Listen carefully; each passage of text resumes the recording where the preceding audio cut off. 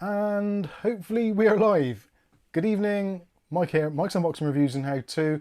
It is Saturday the 18th of October. Kitten's birthday. Happy birthday to our kittens. They are 2 years old today. No longer kittens, but they will always be. Is this actually working? Can you hear me? All good? Excellent. I got the box at the right way. I just like to start the stream and I realised the box was like that. Not that it makes a blind bit of difference, but I know for a fact someone would have said, oh, my box upside down. Excellent. So hopefully you can hear me and or see me. Let's have a look, make sure the overhead camera is working. That is going to be very appropriate for tonight because we are going to be needing some of that. And also our streaming desktop. Yep, that is working. Excellent. Already got a frog in my throat already. Wow. 2 years, that's gone quick. It has. Time has flown. Yes, and Poppy is now 4 years old, pretty much. 4 in September.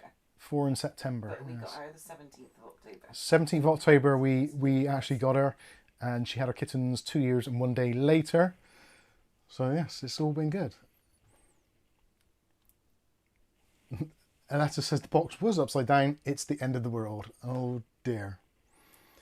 Excellent stuff. So yeah, it's all working. Hopefully, yeah, it's the weather's changing here in the UK. It's starting to get a little bit wetter.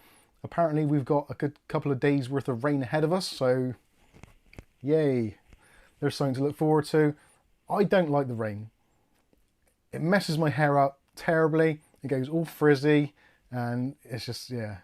There's nothing you can do about it. It's just an unfortunate thing of being the Greek goddess that I am. It's not a thing. It's not a thing, honestly. But I like to complain about the weather. I complain about most things, to be fair. Anyway, It's too cold. hopefully you're all doing well and suitably fed and watered. I've had 4 pieces of toast and Marmite, and Am I? I'm slightly regretting my choices now because my mouth is like a budgie's cage.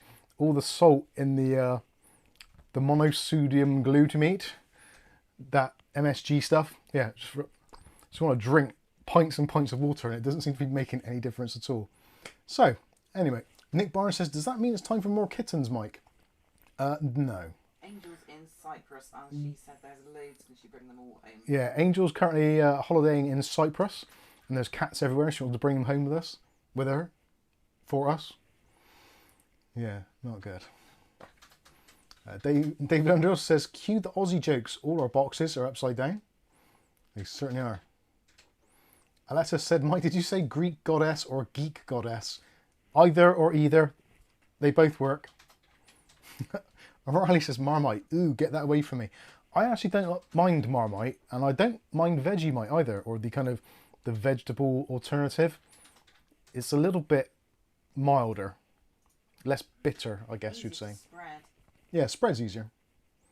Sam says, is that your wife talking in the background? Yes, it is. Kath says hello.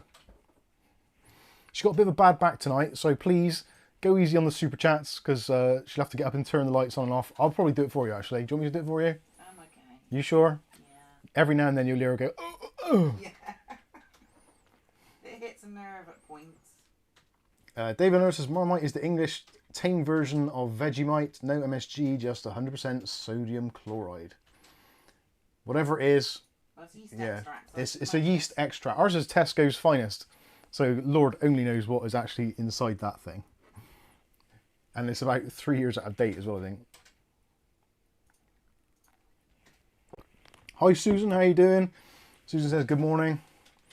Good morning, good afternoon, good evening. Ever. Bit like Bovril. Yeah, it's a bit like Bovril. Bovril's a bit more beefy tasting, I think. Isn't it? Beef extract,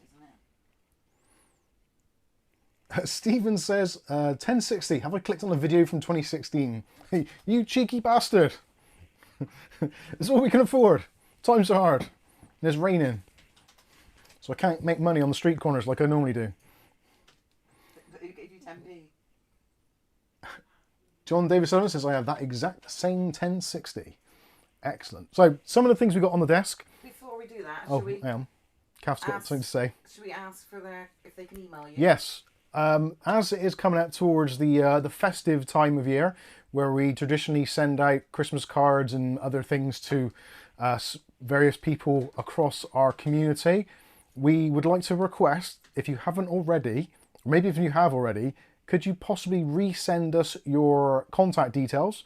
I've asked a few of you already on the Discord. We're going through the list gradually. There's about 50 or so of you which will be kind of trying to post things out to potentially.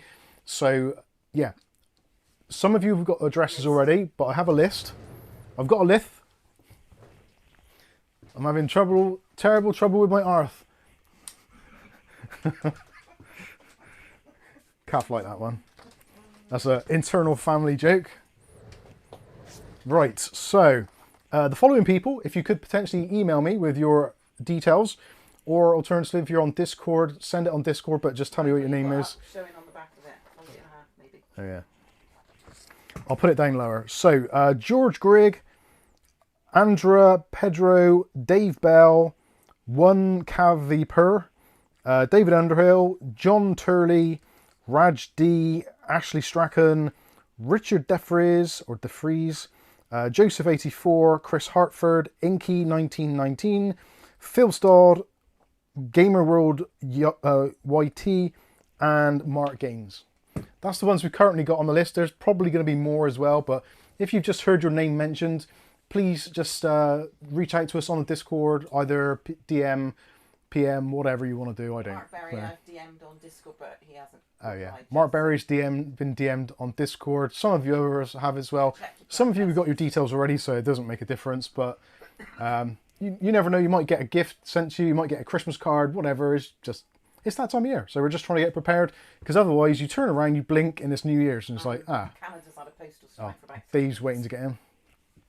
Yes. Oh, come on, There's postal strikes and also the tariffs thing as well. So yeah, there's lots of complications. So we're trying to get ahead of the game. Yeah, so basically, if you are a YouTube member, so you have a paid YouTube membership, which has been over 11 months, I think it is 11, 12 months, we do try to send something out, just a little gift to say thank you. Same goes for Patreon as well. Now, obviously, we would love to be able to send everybody who contributes something, but obviously we've got nearly 150,000 subscribers now. There is a kind of a frequent user base in chat and in videos of probably, I'm guessing, around about 1,000 of you.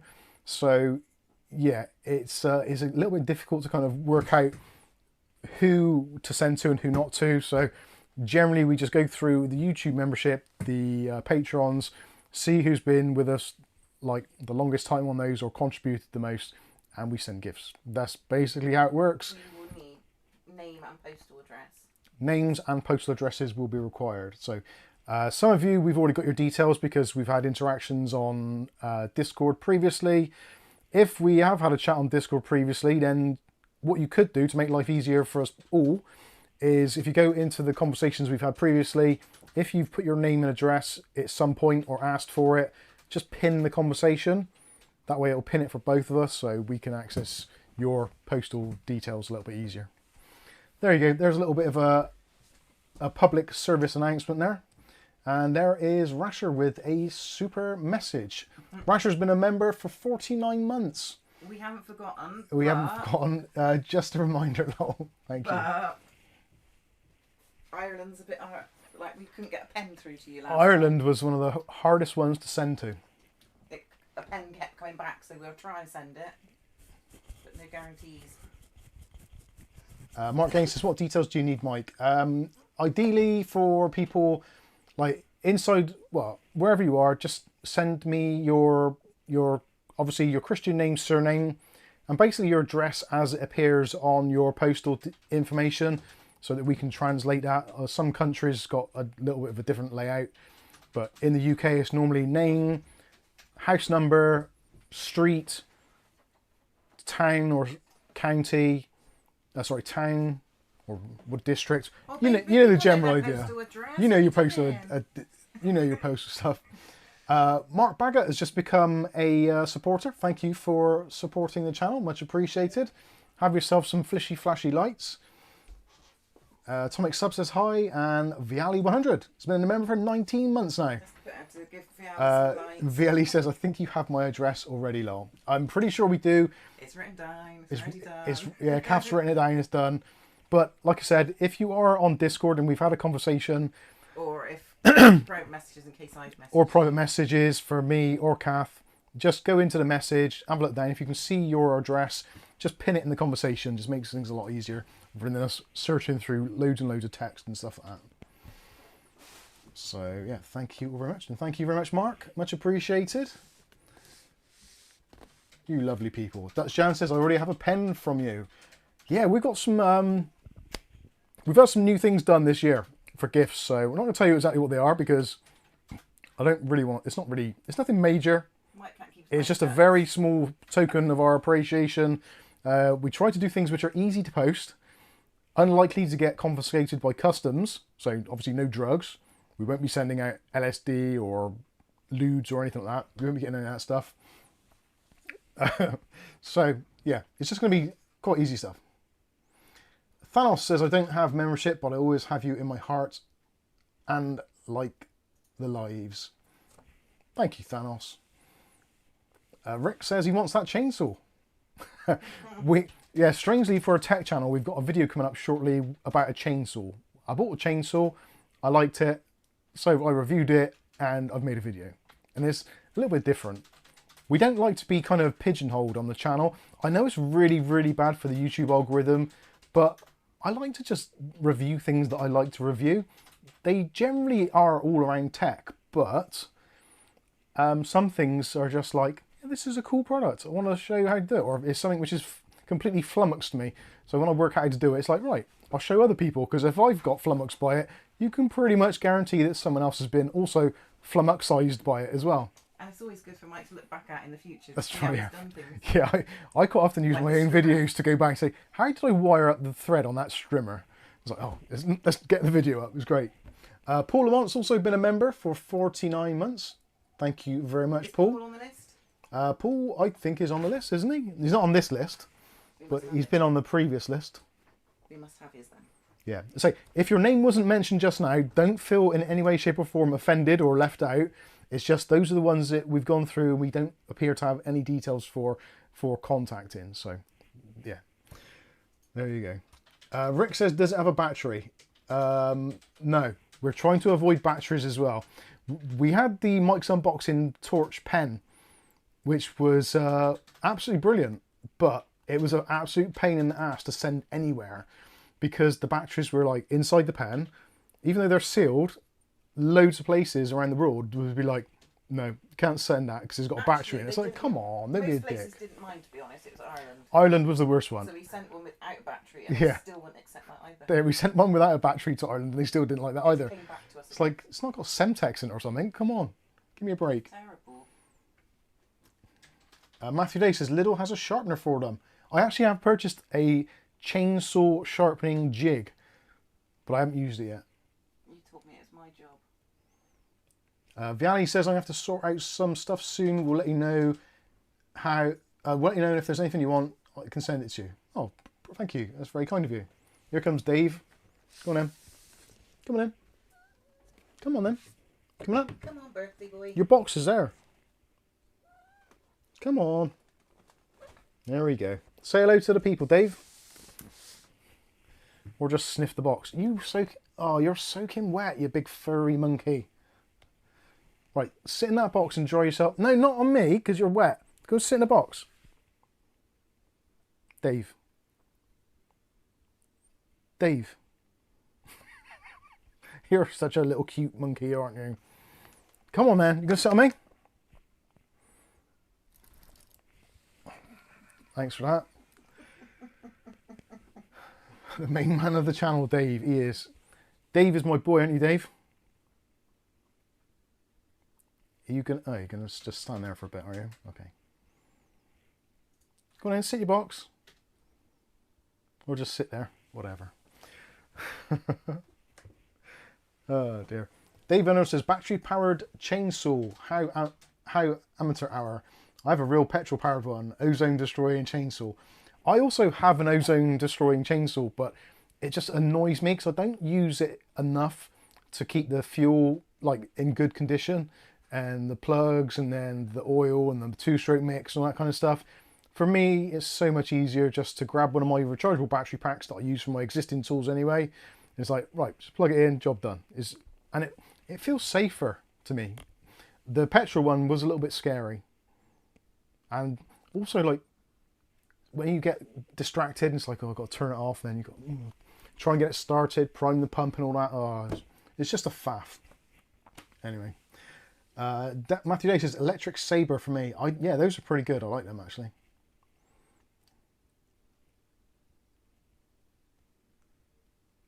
I missed anything. Yeah, sits on keyboard end stream now. He's gone in his box now. He's a good lad. He does like an Amazon box, which is handy this time of year because of when we're doing lots of ordering. It's yeah. There you go. You all right, Dave? You got a bird's eye view? See everything's going on? Luckily, awesome. He likes a pizza box as well. Hey Pete Unwin, how you doing?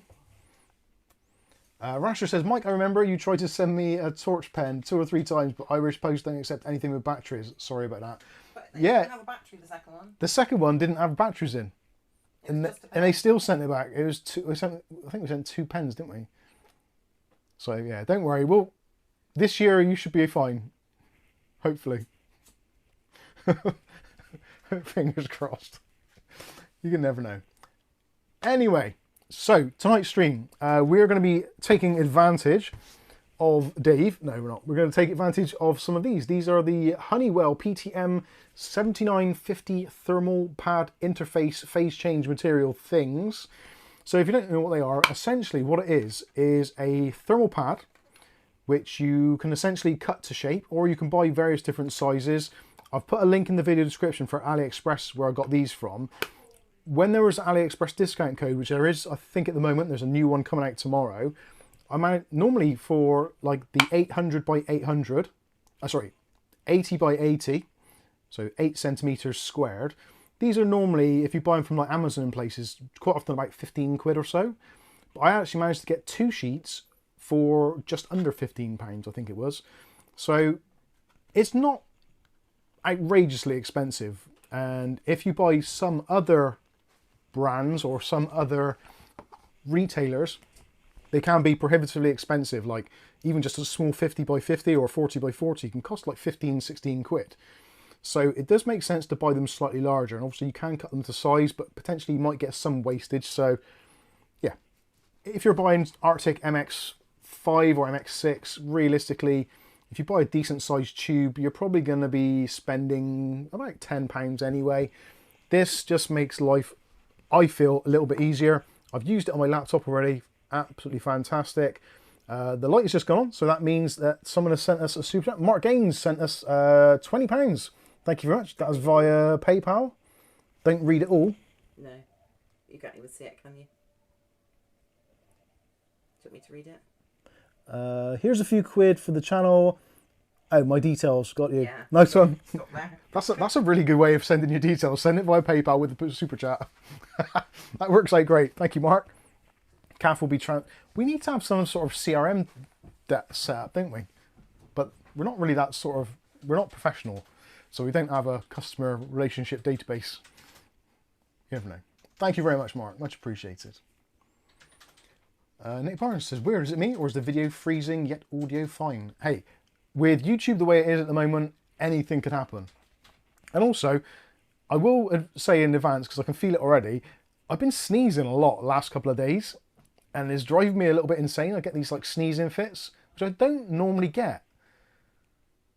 And it's not summer, so it's not hay fever, so I've got some sort of something going on. And yeah, I just get to the point where I'll sneeze about 15, 20 times.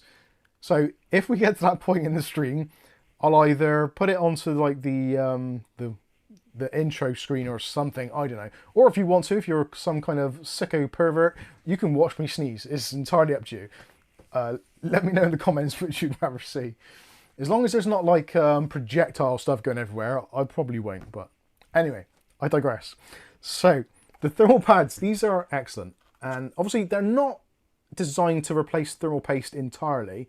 It's more to do with the application you're using on. So there are some things which are potentially a pain in the ass to take apart. So things like obviously graphics cards, mini PCs, that sort of thing. Yeah, graphics card. These are the sort of things where you don't really want to be disassembling it on a regular basis. That Angel's Christmas present you started giving her. No, that's another one down there.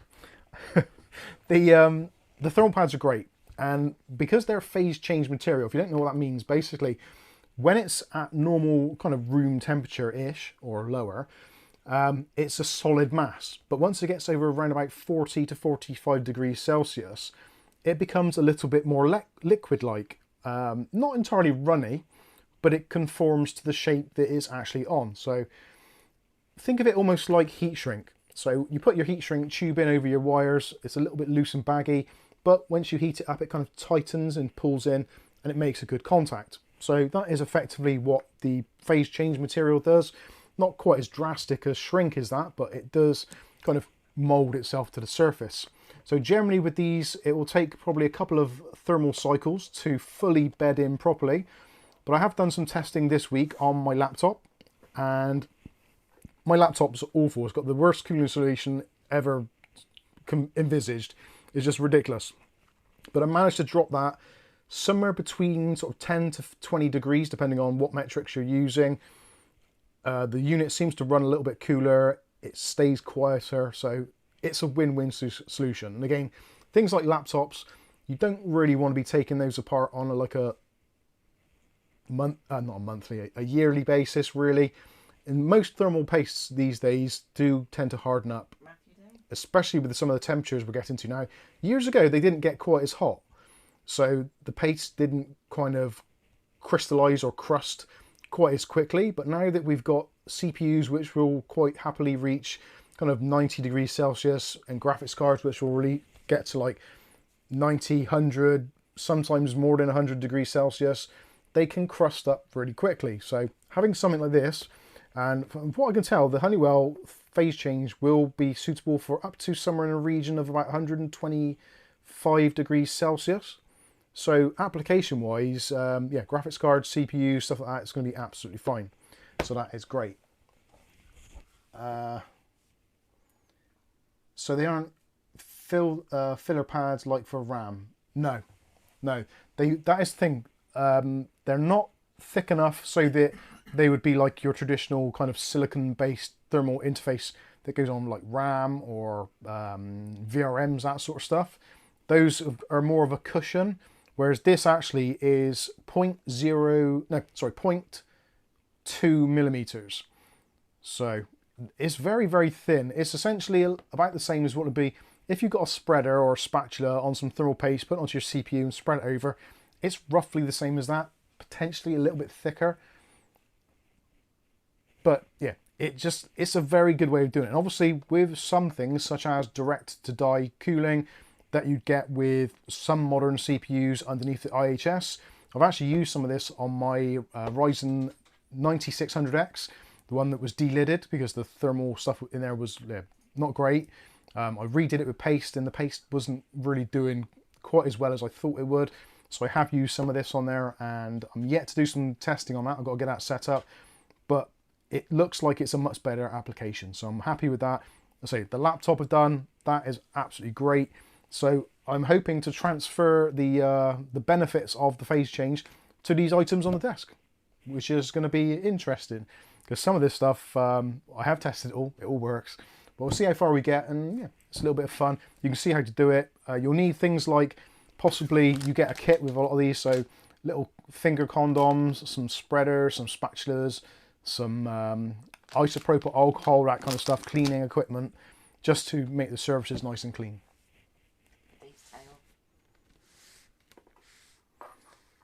Dave's tale, yeah. Nick says, no idea why, but I thought those pads were for the delidded CPU. I did possibly mention it, I think, when we were talking about it previously, but I'm not sure if I did or not.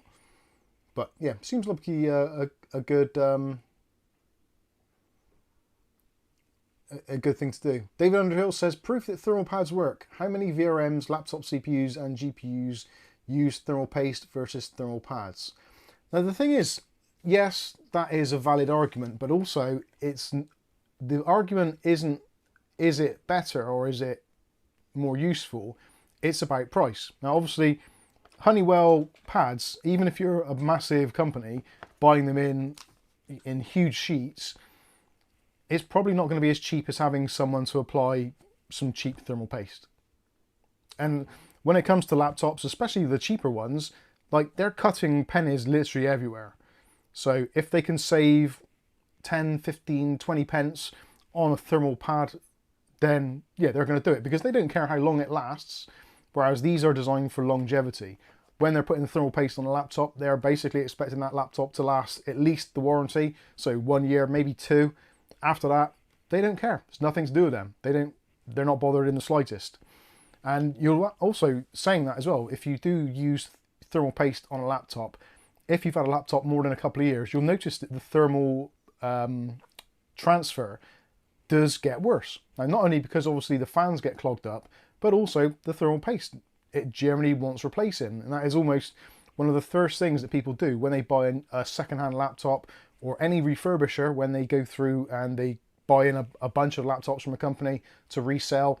The first thing you do, take it apart, redo the thermal paste, because usually the thermal paste which is applied at the factory is absolute crap. So I understand where you're coming from, but I think it's not as straightforward as that.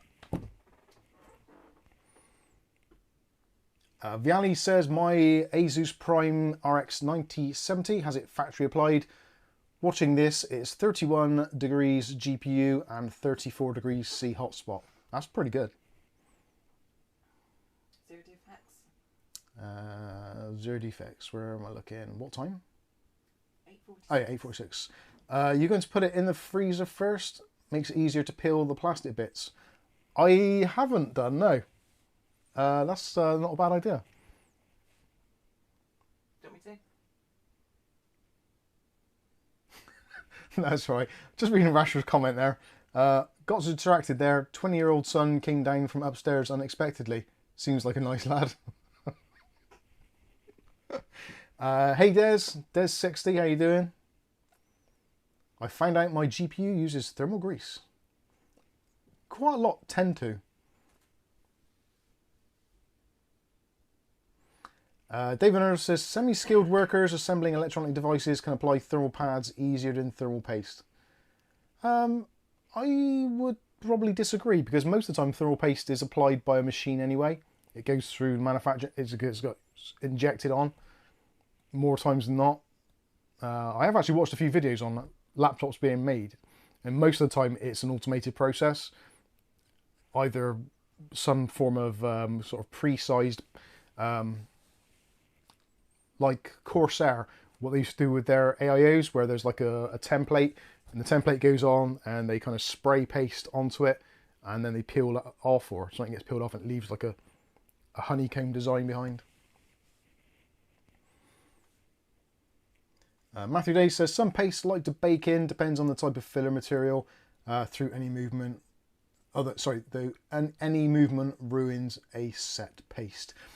Yeah, that is another good reason why this phase change is actually quite a good idea, because if there is any movement in the heatsink, because of the way that it does change its phase from being kind of a solid into almost a liquid, that will then, obviously, whenever there's a heat cycle or a heat cold cycle, it will kind of readapt to however it needs to be. Obviously, if there's a massive change in the gap, then it probably won't. But if it's just a small gap, it should be fine. I just like the idea of it. I thought it'd be fun to try. It seems to have done wonders for the laptop, so hopefully it will do the same for some of these devices we've got here. I'm not too sure which one to start with. I think I'm going to start with the 3060, because that's the smallest of our devices that we've got here currently. And also, it's probably the one which is going to be the most useful in terms of reducing temps, because the temps on that thing aren't great. Let's be completely realistic about this. Now, I'm going to have to readjust my desk very slightly, and hopefully, if my my zoom is working, I'm not sure if it's going to work or not. Let's have the overhead on and see if we can zoom in. Yeah, that seems to be working. So, about there. Let's turn some additional lighting on. Trying 20 Canadian dollars from the AliExpress one. Is it? 20 Canadian dollars? That's not too bad. So that is for the 80 by 80 from the link, I think. If you look on the link that I've sent, actually, let's do that quickly now. That's what they said, it's the link you sent. Yeah. Where are we? Stream desktops. So let's go to orders and that one there. So if you go to the link straight away, I'm not sure if it's going to go straight away to this one or not. So you've got the various sizes that are available. So there's the 25 by 30. There's the 40 by 80. Then you've got the 31 by 50, which I think, actually I'm not even sure what that would be suitable for, but regardless. And then you've got the 80 by 80. So that's the one that I actually got. And there's also a 50 by 50. So the 80 by 80, as you can see, so in the moment it's £9.69, plus or minus any other discounts you can find on AliExpress. There are some coming up tomorrow. But I think for that, it's not a bad price. Obviously, if you buy two, you get it for £9.19. So that's going to be, what, £18.38. So yeah, it's not too bad. Greg says, yeah, that is 80 by 80. So yeah, 20 Canadian dollars. So that's roughly about £10. So it's, yeah, pretty much what it would be. Ladios says, what size should you get if you want to use a piece for AM4 CPU and a piece for the GPU? I would probably go with the 40 by 80 maybe. So then you could just essentially just cut it in half. And even that, £4.50 to apply to 2 units. I think that's pretty good. There's old Mickey Woods in the chat. How you doing, Mick? And thank you for the super chat. We need Mick Wood's address. Oh yeah. No, we don't actually. No, I think we got Mick's address. Mick, if you've just joined us, we need your address details. If you haven't sent them already, I think you have anyway. Mick says, "Hi everybody, time to open a bottle of Doom Bar." Dave agrees. This is Dave birthday. agrees entirely. Oh, I haven't got it on the right screen for that, have I? There we go. Set this up. There we go. You couldn't see it, could you? No. You were staring at it. I was, yes, like, what's going on here? Right, so let's get this graphics card out. I'm assuming there is a graphics card in here. I certainly hope there is.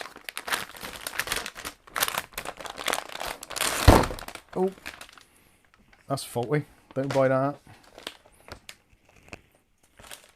So here we have a very small, diminutive, tiny little graphics card, which hopefully isn't going to be too difficult to disassemble. I don't think it's going to be. So let's get some screwdriving equipment on the go, and we'll see how we get on with this. So I'm pretty sure what we're going to want, those two, I think, yeah, it doesn't look like the actual, I don't think there's anything else actually holding it on. And it does appear that it's actually never been touched by human hands. Or non-human hands even. I was hoping I was going to be able to scratch that off, but I don't think I can. Anyway. I have tested this previously to make sure it works, and I've actually got a result of the temperatures, so I will be retesting these and do like a little roundup video to let everyone know the temperatures. This thing is so cute. It's almost as cute as Dave, but not quite.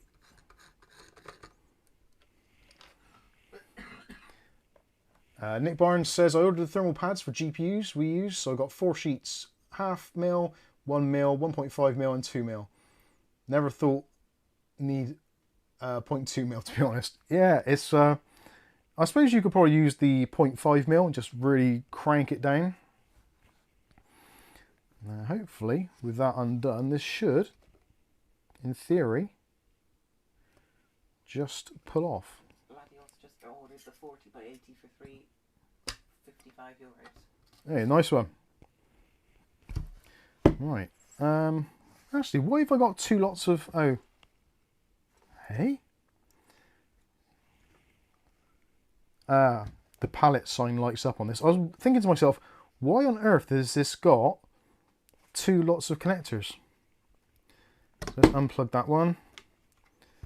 And also unplug that one.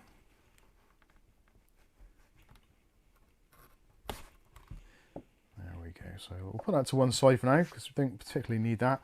So this actually, yeah, does look like it's basically turned almost to powder. Let's get rid of that message on there. There you go. So to basically remove the old paste, then These pads are thicker than 0.2 mil long. yeah, I'm not replacing those. those are going to be fine. They can stay in place. Yeah, they're going to be okay. There's a little bit of dirt on them, but they're fine. So I'm going to bathe this in isopropyl alcohol just for a little while, because we want that to be soft as possible. And on this section, we'll do the same as well. So this is what we're replacing. We're not replacing the thermal pads. I could do, but honestly, can't be arsed. And let's see how... Yeah, you see that is almost lifting off in almost one piece. So it actually makes me wonder if this actually is phase change material on here. I don't think it is. I honestly don't know what phase change material actually looks like when it's after it's been used for a while, whether it does turn into this. I think that is more of a paste, because it's, I'm pretty sure that PTM 7950 is somewhat of a silicon base. Although I could be wrong. Not happened yet though, have it, Babs? What's that? Being wrong. No, not today. Today's been okay. Right, so that is most of the goop gone. Excellent stuff. There's a little bit of gouge out of that. And just to make sure that it's all tickety-boo, we've got some natural bamboo cotton buds. Yeah, so go over it and make sure that it's all clean. Should be kind of squeaky clean, and also you can check your bud. You see there's some residue still, so it's still a little bit dirty.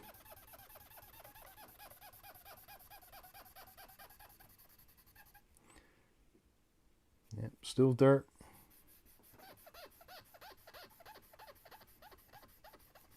You will get some oxidization actually on the cooler. That is kind of normal. Did you try graphite pads one? I did, yeah, the graphite pads, they were okay. But the temperatures weren't particularly stellar. They were like within normal readings, but for some applications, they were right for older CPUs, but for newer stuff, they didn't tend to really do particularly well, which was a little bit of a shame. Ashley Strachan's just joined. Can we have his address? Okay. Ashley Strachan, you're on the list, I think. Is he not? Yeah. Is he? Ashley Strachan. Ashley Strachan. Whoop, whoop. Ashley Strachan. Please can you email us or message us on Discord with your postal details, please? Yeah, email me. As you are a long-time channel member. Thank you. This message will self-destruct. Right, and hopefully... How old are the 1060s now? 1060s, they are... Ooh, I don't know. It'll be 10 years, isn't it? Nearly? But 9 to 10 years ago, so I'm assuming that's the answer for that. Yeah. And Ashley says will do. Thank you. Thanks, Ashley.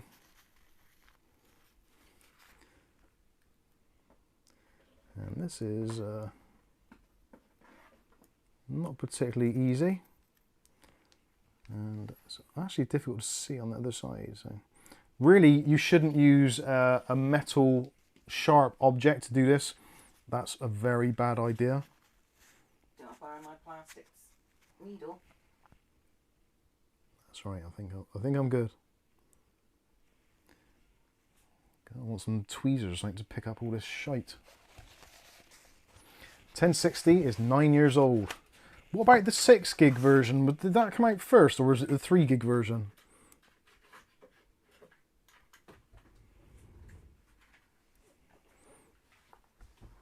Can't imagine there being much between it, really. I know there was a bit of a hoo-ha. Actually, I think the 3 gig version must have come out later. That's right. That's fine, thank you.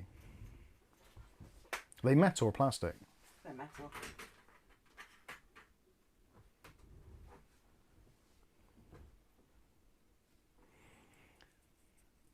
Don't do this at home, kids. That's absolutely right. Mike, Vianney just ordered an 80 by 80 of PTM from AliExpress for £2.88. Hey, that's pretty good. If it turns up and it's good, you send me the link. I did find that on AliExpress. There was a lot of different sellers all selling what appeared to be pretty much the same thing. But there were some people, I looked in the comments and it was like, did not arrive or did not work or whatever. So I was trying to be sensible and actually just use the bloody, you know, ones which had got a good feedback. But yeah, obviously, yeah, if you can find it cheaper, then go for it.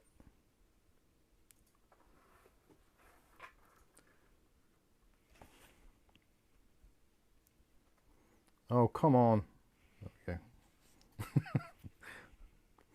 I am making a right kerfuffle of this, aren't I? Still, it doesn't have to be absolutely perfect when you're doing this. As long as the actual die area is clean, then that is pretty much all you want.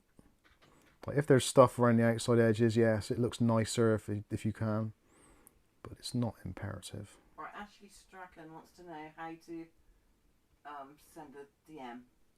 Right, if you've just joined our Discord, Kath can send you a message. I can't. Or attempt to. Hold on.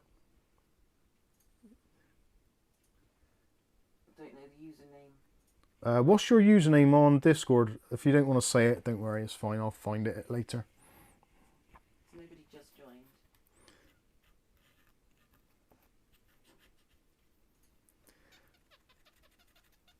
There we go, squeaky clean.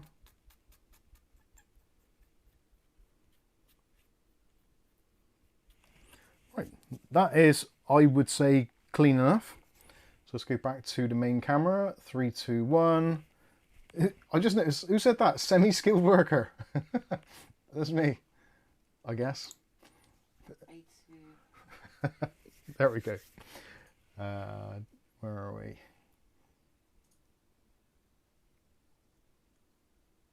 Ah, it was a welcome offer, says Viali. Awesome.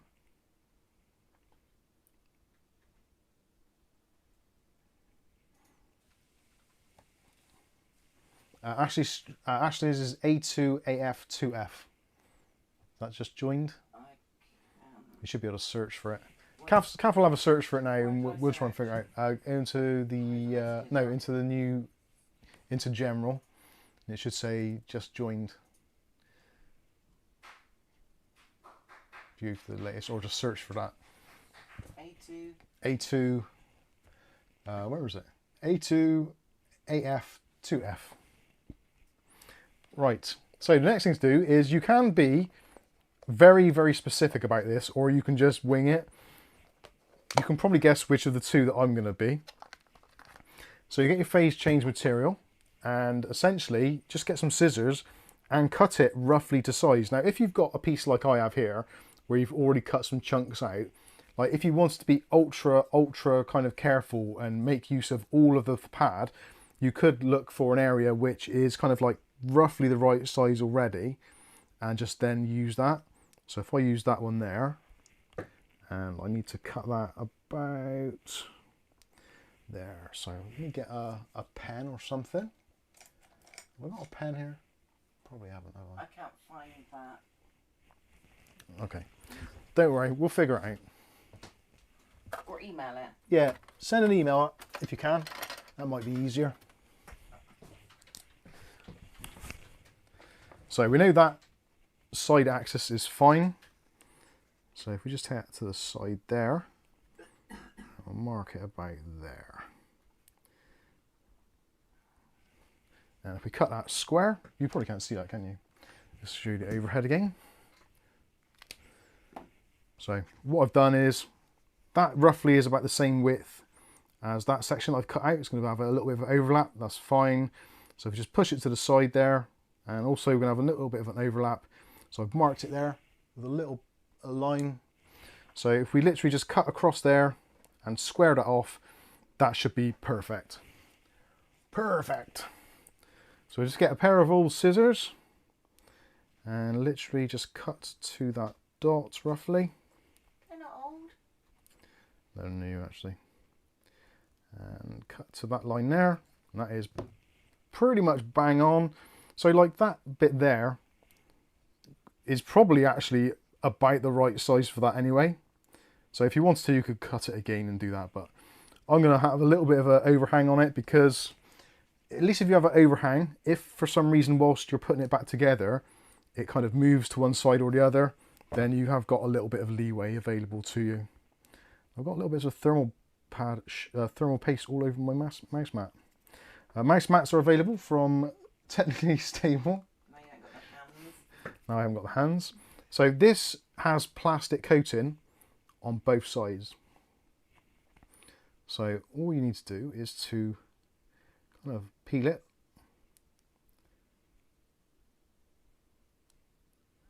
And sometimes like you might have to choose a corner. And then choose a different one. And then choose a different one, yeah. So that is pretty much started already. So I can peel that. So that is one side off. See, a little bit of a clear shizzle there. And then you can, if you want to, you could peel the other side already, but I'm not going to do that. I'm just going to place that on the top. And yeah, that's not a perfect application, but for all intents and purposes for what we're doing here, that's absolutely fine. And we just go around the edges. And just give it a little rub down just to make sure that it's there. Now is the trickier part of actually peeling off the top bit of plastic. And again, after you've rubbed it down, yeah. Sometimes it takes a couple of attempts, but just fold it back. You should be able to find it. Obviously, if you've got nails, this is a lot of easier task. And there we go. I think we've got it there.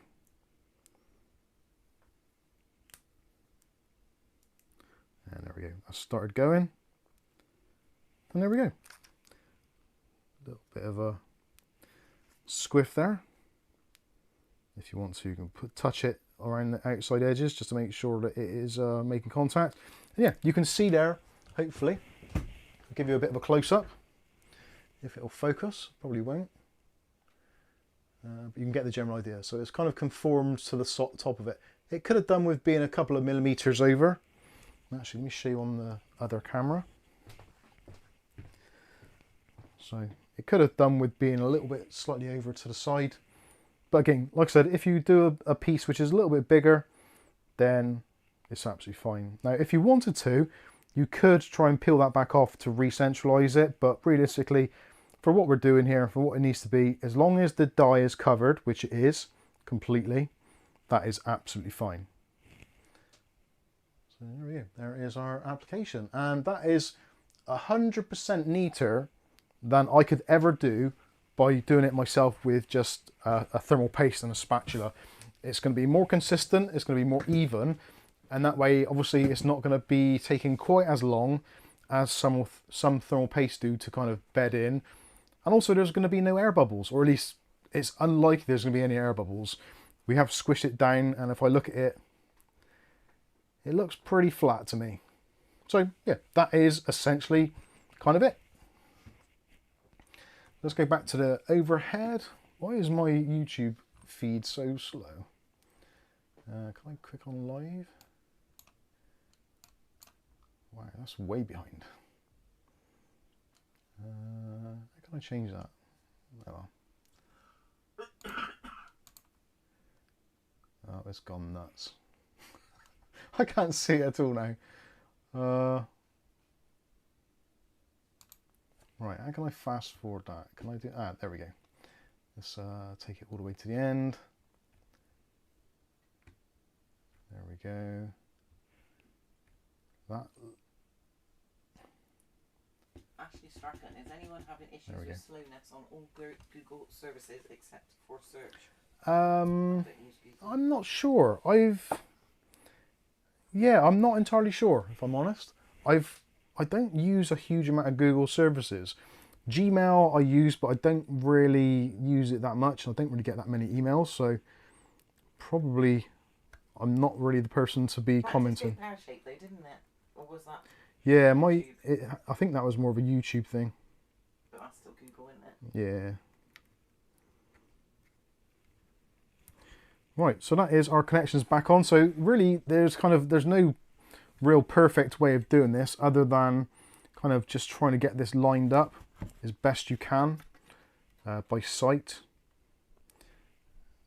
and then hoping to not wiggle it too much, which I've just done.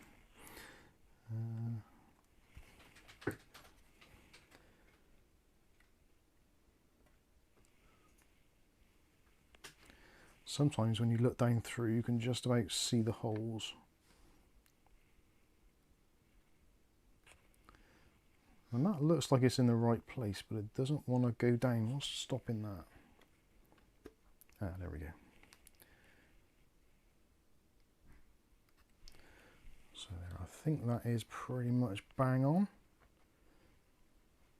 Now, obviously, because this is a pad, you don't really want to move it around too much when you're trying to kind of get it all leveled out.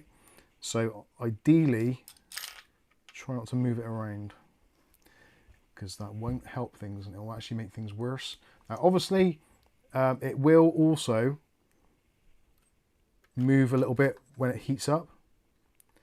So don't be too concerned, but obviously at the same time, don't make it so it's completely obviously on the squiff, otherwise it's going to be awful.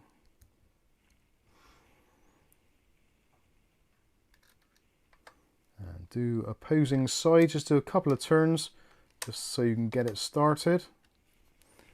And then I think I can put that down now, that should be all right. And there we go. So that is, yeah, pretty much it. This is a pretty easy one to start with, to be fair. I wouldn't say I lucked out, but it's worked out quite nicely. So now we can do opposing sides.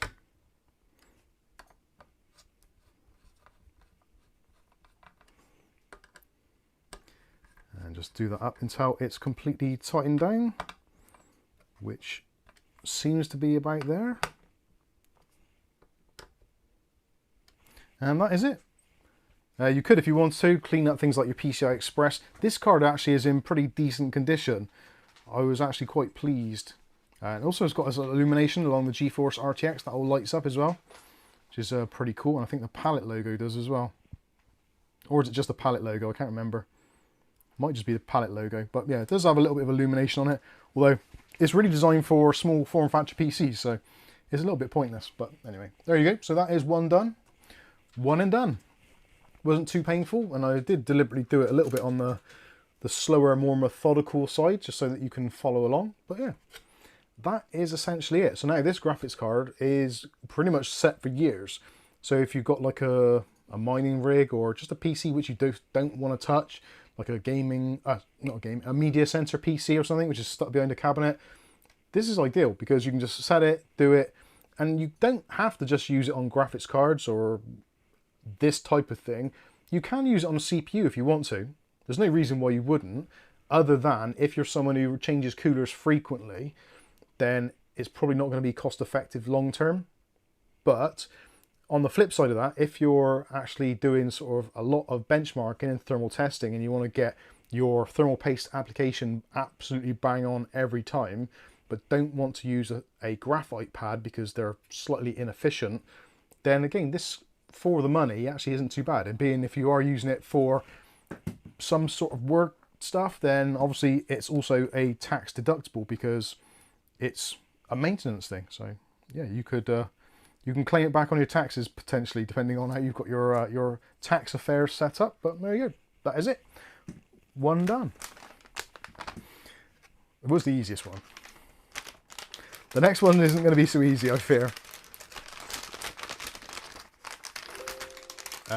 Ordinary Dude says it would be perfect for a home lab server. Yeah, stuff like that. Yeah, where you're never gonna, well, you don't want to have to change it. And also, don't forget, like, this isn't just replacing thermal paste. It is actually better than most thermal pastes. The actual, sorry.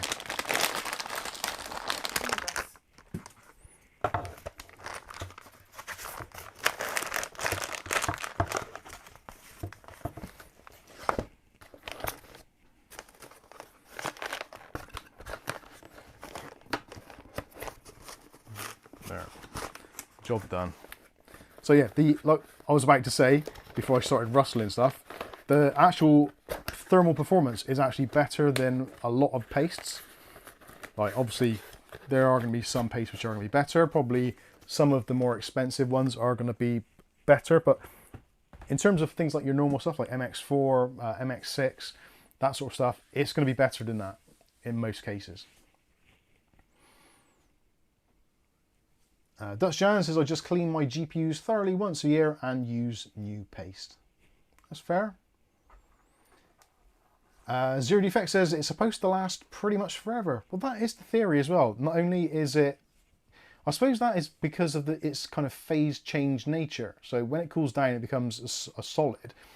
Whereas with traditional thermal paste or any interface normally, they go on as a relatively thick liquid and generally set over time, but they don't really change unless you get to the point where it's got so hot it's kind of boiled, but then it kind of boils off some of the, I guess it would be silicons possibly inside it maybe, or whatever the kind of the suspension is, or the suspension fluid that is used in it, I guess can burn off. Maybe there's oils in it, I don't know. Maybe even water, I don't know.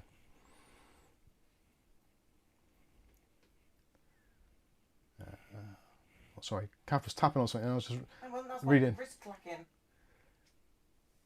David says, "Yeah, nice little GPU. Yeah, it's pretty good. In terms of RTX 3060s, it's a 12 gig one, so it's got a little bit of headroom to it. It's not the best performing, which potentially could have been down to the thermal paste because it had never been changed as far as I could tell, and it had never been opened as far as I could tell. So again, I'm hopefully when I get around to benchmarking it." Unfortunately, I don't have a test bench PC set up at the moment, which is really unfortunate because it'd be nice to just run that in the background now and get a result, but I don't actually have a PC which I can easily do that to, which is somewhat unfortunate. Although, I'm just looking at my editing machine. I could put it in there, but then it's got the different CPU, so the results wouldn't be the same anyway. Anyway, we'll figure it out. Is it good enough for older GPUs, or can it be used to repaste other PC stuff? Yeah, you can basically kind of use it to do anything. You can use it on a normal CPU. So if you've got like an AM4, AM5 Intel CPU, if you don't want to use thermal paste, you can just use this stuff and put it on top. And again, potentially it will be a better application than you could do by hand because it's basically pre-formed, and also it will form to the actual kind of divots and the microscopic gaps actually in IHS, as far as I can gather. And also if you're using some of the direct die heat pipe coolers, you know, those ones where you can see the visible heat pipes, sometimes there's like tiny little micro channels in between the heat pipes which aren't fully filled in. So in this instance that would kind of liquefy and kind of squish into those to make a better thermal interface. So yeah, realistically, like kind of anything you want to put it on, it should be an improvement, unless you're using some very, very high performance paste. Maybe some of the things like the gelid IC, or maybe not the Duranol, that is good, but is it Hydronaut? One of those two. One of the thermal grizzlies. I've got one here somewhere actually, I think. Or did I use it up? I think I used it up. But yeah, it's going to be better than most pastes, realistically. And I've got most of the pastes all over my desk. Right, I'm going to get a dustbin. Just going to get a bin. Yeah, I'll get a bin. It's not specifically for dust. Why were they called a dustbin? Is it because you put your ash in it? Yeah. But that's ash. Why don't call it an ash bin, not a dustbin? That's what people did used to call it. So a dustbin would be the small bin in the house for the dust to be swept into from a dustpan. An ash bin would be for fire ashes. And that's all we used to put in our bins back in the day. We are learning things here, ladies and gentlemen. Chris Hartford needs that. Chris Hartford, we need your address, please. Send it via something, pigeon, carrier pigeon. Use one of Charles's pigeons. Where's Charles? I don't know. Yeah, where is Charles? I didn't see him let his pigeons loose tonight. That's not code, by the way. Hi, Deman 2000. How you doing? Good for laptops. You not stroke never want to open again because of difficulty. Exactly. Yeah. I actually did make the mistake. I was doing some work. Actually, where is it? My HP 245, which I don't really use a lot. This is a bit of a pain in the ass to get apart. There's screws which are hidden underneath these rubber strips, and they're self-adhesive. Well, not self-adhesive. They're adhesive strips. So if you peel them off, they generally don't want to go back on without a real faff. And there's screws hidden underneath those. And also, I didn't realise there's one screw hidden right in the middle, which I forgot all about. And I was trying to get the clamshell off to do the paste, and I managed to break the case away from the screw which was in there, so it just ripped it clean off. It's crap, to be honest with you. It's a very cheap plastic design, and thermally, like, that is the intake. That's it. Those tiny, tiny little holes, which I really want to get some sort of tool to go inside of each one of those holes, just to make the holes all a little bit bigger, because it's just pathetic. It really is pathetic. And the exhaust for the laptop is kind of hidden in the hinge, so it's somewhere in here, which is basically blocked. So the thermals on this laptop are absolutely ludicrous. And hopefully this works if I've turned it on. Yes, it appears I have. And we'll have a look, see what the thermal's like on this now that I've done a few thermal cycles. There is a super chat from our good pal Rasher. Thank you, Rasher. Where's my mouse gone? There it is. Let's give you a heart on that. Thank you. Paint the porch, he said. Masonry paint on a car, but it doesn't look too bad. Mike did that on a bike. Yeah, that took me a while to get that one. Thanks, Rasher. Right, let's log into here. I better hide my my pin.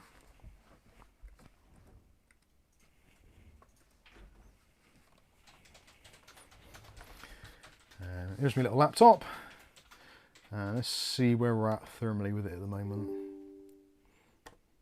This normally would idle about 50 degrees. Because, again, it's the cooling shit. It is. There's no real other word for it. It is absolutely dire. So where are we at the moment? So just booting up with Windows starting its processes. Package temperature hottest at the moment's been 41.5. So it's about 10 degrees cooler just on startup, which is great. When it drops down, it's still doing some work at the moment. I can see the package wattage is still up quite high. But yeah, at the moment it's idling somewhere around the sort of 35, 36, maybe 34 degrees. And at the moment in the room it's 22.8, so 23 degrees roughly. So it's about 10 to 12 degrees over the ambient temperature, which is basically bang on. If you had like a desktop setup with a nice big 120mm or water cooler on there. So yeah, what are we down to now? Yeah, 34.1 is our lowest so far. And I haven't heard the fan yet. Which normally, just Windows doing its Windows background tasks, like OneDrive, synchronization, all that.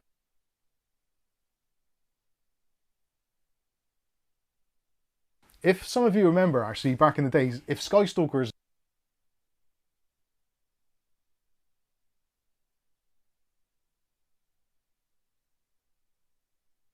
on a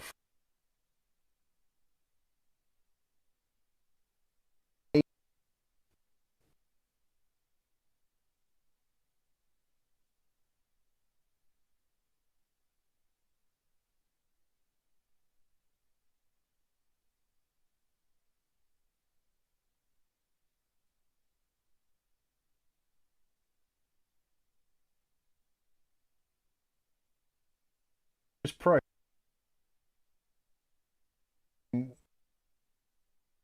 time. Plugged in a No.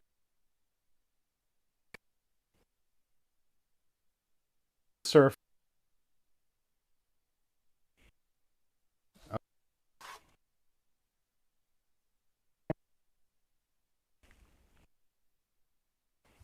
You're all broken.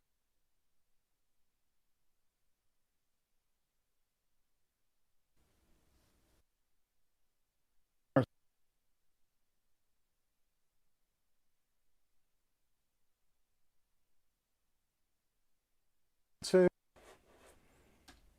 stream mic. There we go. Can you hear me now? That's with the overhead. Let's back. 1 2 1 2 1 2 1 2 1 2.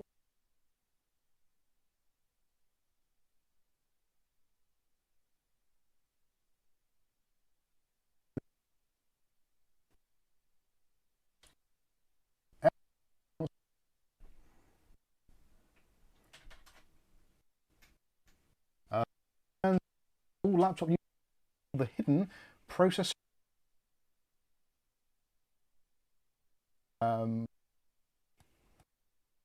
It sounds like a no. Is it not turned around? Interfering with your mic, then the Bluetooth.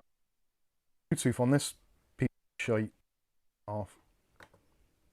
This isn't Bluetooth though. Let's shut it down. Does it come back? 1 2 5 3. Sorry, John David Sullivan. Sorry. I said hi to him again. Swizzler80 says, I put on my water-cooled GPU. It's amazing stuff. Excellent. Good to see you in the chat. I haven't seen you for a long time. There we go. Is it audio back? Back at the moment. Yes, interference on the laptop.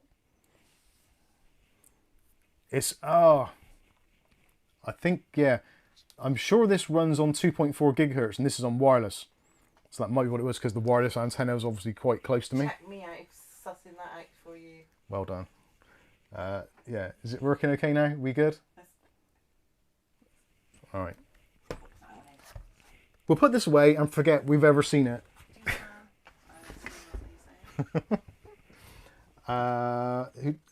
Dusan is FPS Hydro K Pros. I have no idea. An FSP. I'm guessing that's a power supply. FSP Hydro K Pro. I would say it's okay. I don't think I've ever seen a bad FSP power supply. They're normally like they're not really good, but back in the day they were awesome. Nowadays, I guess they're somewhere to kind of middle of the range, maybe just up slightly above that. But yeah, Fortron Source is FSP, and yeah, I think they're pretty good. Best thing for HP, like their printers, usually I put them by the recycling bin for good measure. Oh dear. David Under says Bluetooth, Wi-Fi and wireless mic, all 2.4 gigahertz. Yes, of course. I only remember because you'd film videos and you had that lamp that had a stupid box. Oh god, yeah. And then you'd moan because the years ago I had a smart lamp because we were poor, we still are, but we were probably poorer then. We used to have this 2.4 gigahertz light, which was like a smart controlled lamp, which I thought was cool because I could adjust the brightness depending on what I was doing or change the colours to make it a little bit more interesting. And it used to be on like one of those boom things, like a desk thing for like a microphone, but I just put the light in there instead. And yeah, whenever I moved it to a certain position or got near it, I couldn't hear it at the time, but in the recording there was like a it was like impossible to remove, and I only did it a couple of times, and then I'd forget, and then I'd get the lamp out again. Oh yeah, let's get the lamp out so I can get some nice light onto this shot, and it would do it again. It's like fuck, why? Anyway, and that it wasn't actually a wireless mic back then. Back then it was using the wire on the Boya mic, which I normally use for daily videos, and because the wire went from the camera all the way around, it acted like a massive antenna. And it just picked up the interference from these bastard light bulbs. Oh. But didn't you use a wireless mic? I did use a wireless one as well, and that didn't do it, but it depended whereabouts I was. If I got close enough, it would do it. Right. This room is murder for radio frequency stuff. It's the worst room in the house for Wi-Fi. It's the worst room in the house pretty much for phone signals. It's just awful. Absolutely awful. Which is good in the long run, isn't it? Anyway, moving on. At least it probably won't fall down because there's like massive steel beams going across there and across the back wall above the brick. Because it's like the supporting wall for the entire house. I better get radiation poisoning. Anyway, moving on.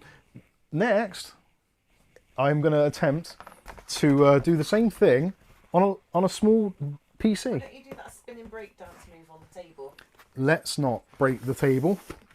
That'd be more entertaining. Probably would be. So, I honestly don't know how this is going to go. Which should be one of those warnings to you of basically don't do what I'm about to do. Eddie Casanova's in from Philly. Hey, Eddie Casanova from Philly. What is a Philly cheesesteak? We asked that before, didn't we? And I still don't understand. Is it something specific, or is it exactly what it sounds like it is?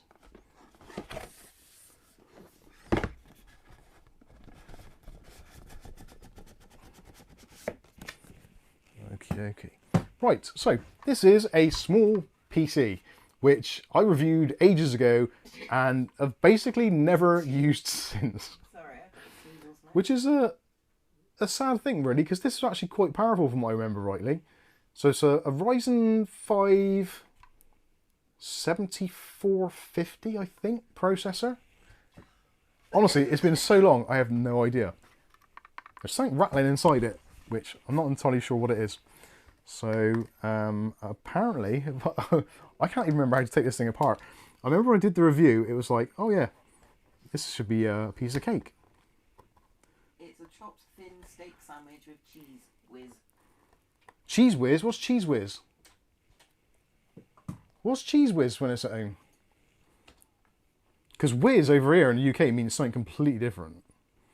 Like, if you've drank too much fluids, you have to go and take a whiz. So, cheese whiz, that sounds pretty awful. A Philly cheesesteak is well, especially using Cheap cheese. certified beef. Okay. I get it. So it's basically thinly cut strips of fried beef with, what, like a grilled cheese? Does it have any other ingredients, such as, I don't know, like onion or some kind of dressing? Or is it minimal? Chopped thin steak sandwich with cheese. All right. So it's beef and cheese. Beef and cheese sandwich. Okay. I'll consider that to be answered. We now know. Cheap cheese. Cheap cheese on cheap steak, cut slim so it doesn't get all chewy. Is that the kind of the deal? Canned cheese goop. Canned cheese. How can you... Oh, was it like spray cheese, like squirty cream, but made of cheese? Got all cream. Yeah, is it just gone off cream and they've just put a new label on there saying cheese whiz?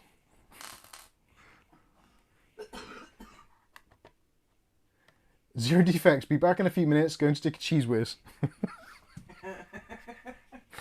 Oh dear. Right. Let's put the overhead camera on. So it's a beef and cheese butty. A beef and cheese butty. Okay, that sounds good. Let's get you lined up here. Actually, I should turn the autofocus on, shouldn't I, for the camera? It's only a Philly cheesesteak sandwich when it's anywhere but Philly. Right. In Philly. It's just a cheesesteak sandwich. Right, there we are. Focus. I'll turn the focus off. That should be all right. We'll leave it at that. Right. So where is the processor in this? I'm pretty sure it's going to be underneath. So. What mini PC is that? This is the Nepo. I can't remember the model. I think it's the Nepo AM8.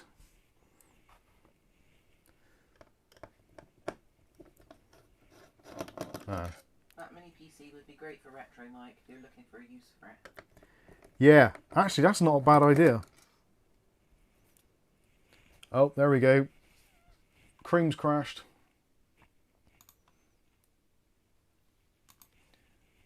Let's see if I can F5 that. Is that going to work? Yeah, there we go. Is that still working? Yep, that seems to be working. Cool. Yep, my Chrome crashed again. What is it with Chrome? Why does it do that oh snap thing? It seems to be mostly from live streams. It seems to be, I think it's something to do with the caching of the chat. If you have the chat turned off, I don't think it happens. It doesn't happen on mine that often, considering I'm typing probably quite a lot on it. Yeah. Okay, right. There's a SATA plug there, so maybe if I unplug that. Before the mod? Yes. Well, it did when I last used it. I can't be much more precise than that, I'm afraid.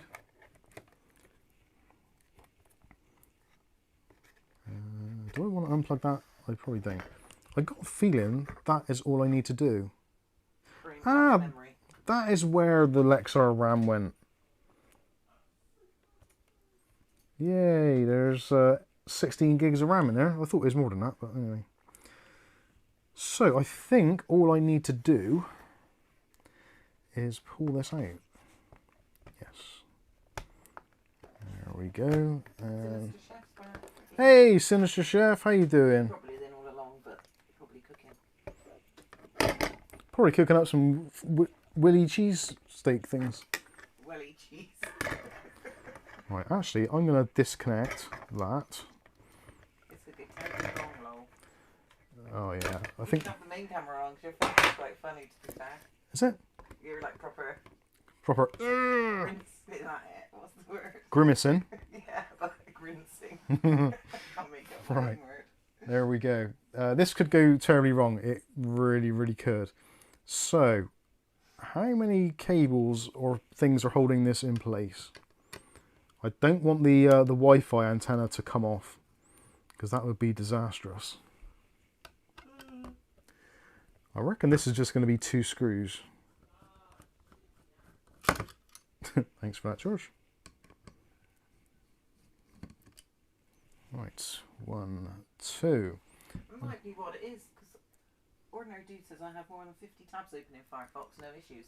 Oh. Well, how many tabs have I got open in Chrome? Caf's got hundreds open. And it's not really an issue for me either, so it's obviously you're not using enough tabs. I need more tabs open. Right, there is that. Oh my goodness. Sinister Chef is doing well and on a smoke break. Ah, We're having pork, schnitzel and lemon herb chicken tonight. smoke 'em if you got 'em. What's pork schnitzel? Yeah, what's pork schnitzel when it's at home?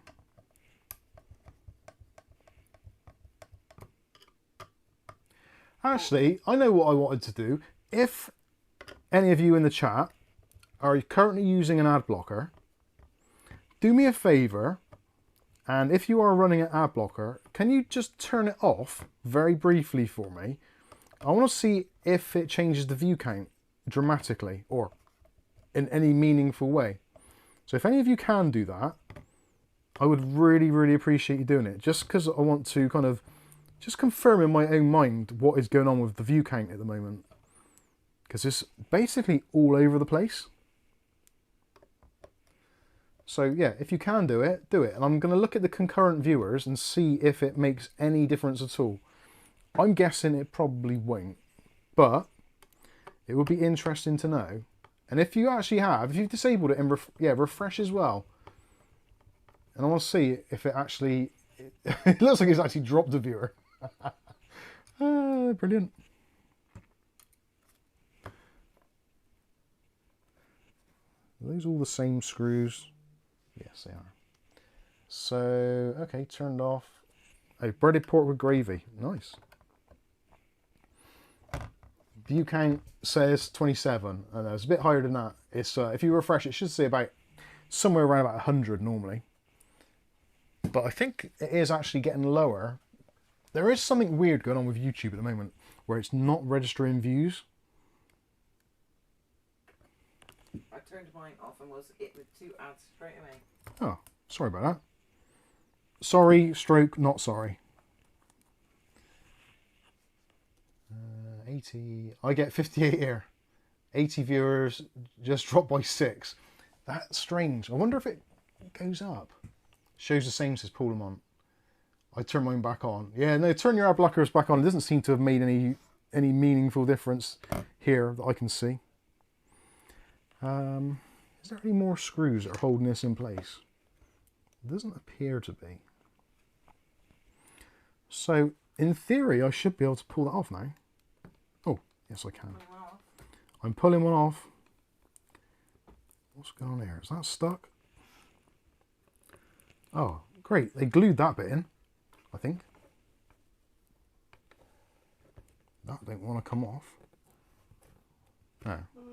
Why does that not want to come off of there then? Oh, it's just stuck. There we go. Right. So that's just some sticky shizzle there. So the cooling situation on here actually doesn't look too bad. And the paste actually looks like it's a half decent application, to be honest with you. But Chainsaw time, Mike. Chainsaw massacre. Let's do it. Let's give it a clean up. And we'll put a pad in there. Because I don't ever want to take this apart again. And actually, I might put on one of those retro gaming things. If I want to play, there's a game that I really want to play, which is called Need for Speed Underground, the first version. But what is going to be the easiest console for me to play that on? I'm thinking Xbox 360. I used to have it on PC, but I no longer have it, which is unfortunate. But we do have, don't we? What's the one with bike that we played all night long? With the what? With bike that we played all night long when I was pregnant. With the bike. And we do that death mountain thing. You have to do tricks on a bike. Oh, Midtown Madness. No, Motocross Madness. That's the one. That's what we need to play. Yeah, Motocross Madness. I'd love to play that as well, actually. Have we got that upstairs? We have, haven't we? No. Yes, no, maybe. Not sure.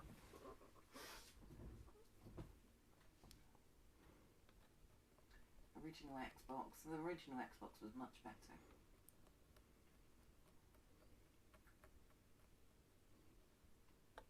I think Midtown Madness was only available on PC. We're not Midtown or Motocross. Sorry, Motocross Madness. I'm pretty sure it was only on PC.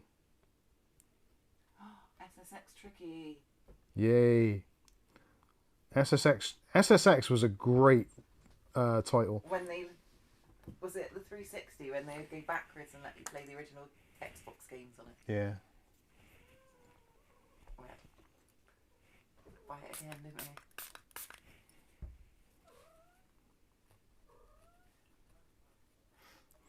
Right, I'm just going to get rid of some more of that thermal goo. Oh, you were great at super Ubering, weren't you? Yeah. SSX 3 was our kind of go-to. And actually, I reckon I could speedrun that now. You couldn't then. I could, but Stupid. I was too much of a stoner to speedrun anything back then. Did we do one more game before bed and then realise it was Yeah. like the whole level? One more game before bed and it's like, oh, the next level is basically from the start to the end. Valley just got a message from every PTM order on its way. Awesome stuff. But will you get it or will you get an empty bag? Yeah, make sure you didn't get an empty bag from every. Yeah. You're going to say hello on your birthday? Right, sorry about this. This is taking a little bit longer than anticipated, but the thermal shmoo which is on here is Other yeah, camera, awesome. just to show Oates. There's Otis. Still here, Oates. Where's your Oh, brother? Dave's at it now. Kiss.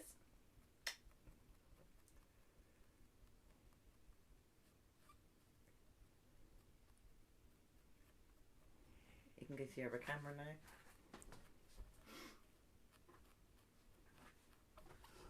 Do you want to go and say hello? Come on, thermal schmoo. Look, it's a bit flat-footed, don't you?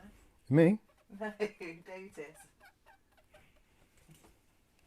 He looks really thrilled. He is almost as thrilled as me. Right. So, now I've probably got a really awkward... Oh, no, that's going to be pretty much perfect, I think, to go there. Yes. So, I want a little squarish piece. Where's my pen? So, let's do the overhead. So, that is roughly the same size as the die. So, I can just get it around about there. Make a mark on it there. And we'll cut that section off.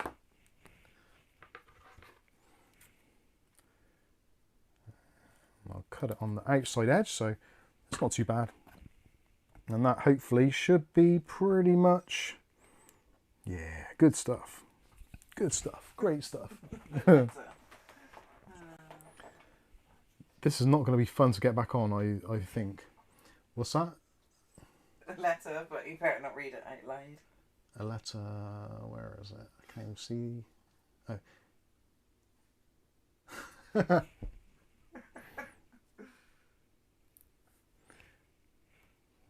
There's Danmar. How you doing, Danmar? Danmar. I think we've got his details, haven't we? Is he on the list? No. Read it? I think so. Yeah, Danmar, I'm pretty sure, just joined us again on Patreon. Is that right? Am I thinking of that or not? Hey, That one. I'm getting good at this.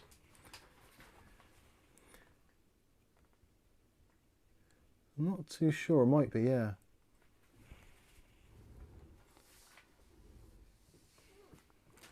Right, there we go. That is that's a pretty decent application.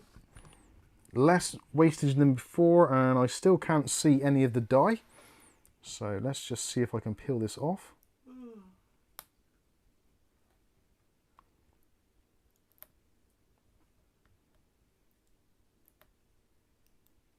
There we go. He's done the peel. And sometimes it does kind of kink up a little bit, but you can just dab it into place. Fantastic. And let's see if I can give you a close-up of that on the other camera. Hello, camera. That's right, Apes. There we go. So see, that is now going to be pretty much on there for the well, the foreseeable future of this unit. And in theory, it should never need replacing. Should. And theory. Words that I like to use. See, there's a thermal thing on there. But I don't see how that actually attaches to anything. That was there just now, wasn't it? It's not me being mad.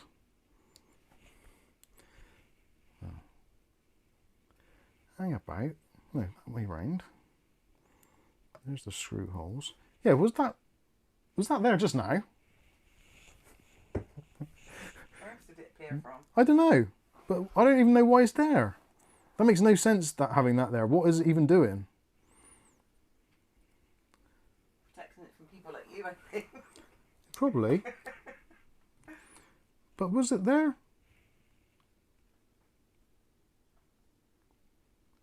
Was that there? It must have been. Must be round the other way, mustn't it, with the screw? Where's the screw holes? Oh, yeah. Yeah, because that's the metal bit, so that has clearly got to go like face down there, hasn't it? Let's see if I can get it lined up. Without getting my head in the way. Does it stick or is it lying loosely on top? It's kind of, it sticks when it gets hot. If that makes any sense. There, I think that is pretty much in the right position. Otis, what are you doing? That's my chair. Do a few screw turns to get it started. Does it expand? No, it does almost the opposite. What you could say now, it's just the way your trousers. So essentially, because it's a thermal pad and because it's very thin, it does have a phase change element to it. So it will go from being a solid, as in the sheet, which is quite flexible anyway, but when it gets hot, it almost turns to a liquid, like it gets more pliable. And then when it cools down again, it turns back into a solid. So actually, I wonder if I could get something I could put it on, which would be warm, which I could put like a lighter or something underneath it to give you an example of how that actually works. I'm not sure whether it would.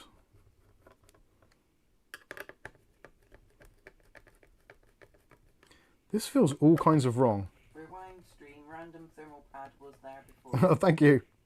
Thanks, Chris. You got Chris's details? No, I don't think we have. Chris is on the list. Chris, send Kath your details. Can you email them, please? Postal details. Right, let's have a look, make sure that looks okay. Yeah, that looks absolutely fine. Fantastico. So, what goes back on next? Oh, the fan, clearly. So that goes like this. Oh, that cable's a little bit annoying. Does it go that way? No, it can't do, can it? It's got to go that way. Somebody want to rewind the stream again? Trick and tip master, can you hear our comment? I can't hear your comment. I could probably read it. But I don't understand what it means. What was it? Trickmaster. Where is it? I can't see it. What's Trick that? and tip. Trick and tip. Can you hear our comment? Yeah, where was the previous one? What was the timestamp? I didn't see it. Just scroll back up a bit.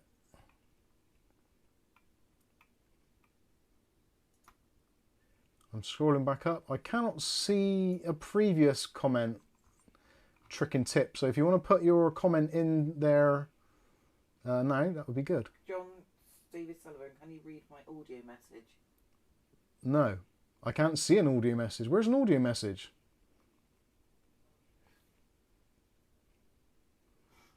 Oh, hang on. Who said that? Chris? No. John. That one's gone. Oh, I'm joking. Don't confuse me. It's too easy to be done this time of day.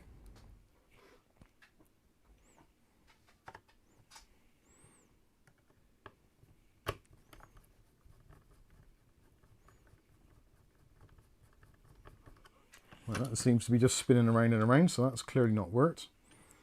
Walk on the edge because they're not the desk under that bit. Ah, that's what I didn't do. That's got to go under there.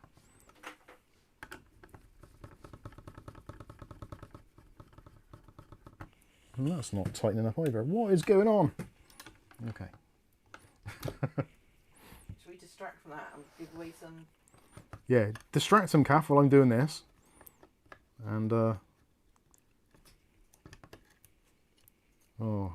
why is that over there? There we go. Let's give away some memberships. Michael? Hello. Memberships. Hang on, there's something really wrong with this. Anyway, have some memberships. So the one comment guy has got a membership. Heffy Metal, Stephen OBG, Tony and Gary S have all received unboxing memberships. You got a free membership for a month. Woohoo! You won't know what to do with yourselves. Trick and tip master. Oh, that's great. I was thinking it was pre-record video. Ah! No, if it is pre-recorded, I was going to say actually, if it's pre-recorded, it would be more polished than this, but it probably wouldn't be. I have a question on the Thermalite Aqua Elite 24 V3. I managed to set up and take 6 hours. Back is her, I got it at last. Wow, yeah, that is that sounds like the mammoth install, but well done for getting there in the end. Was there a specific question, or are you just making a comment about that?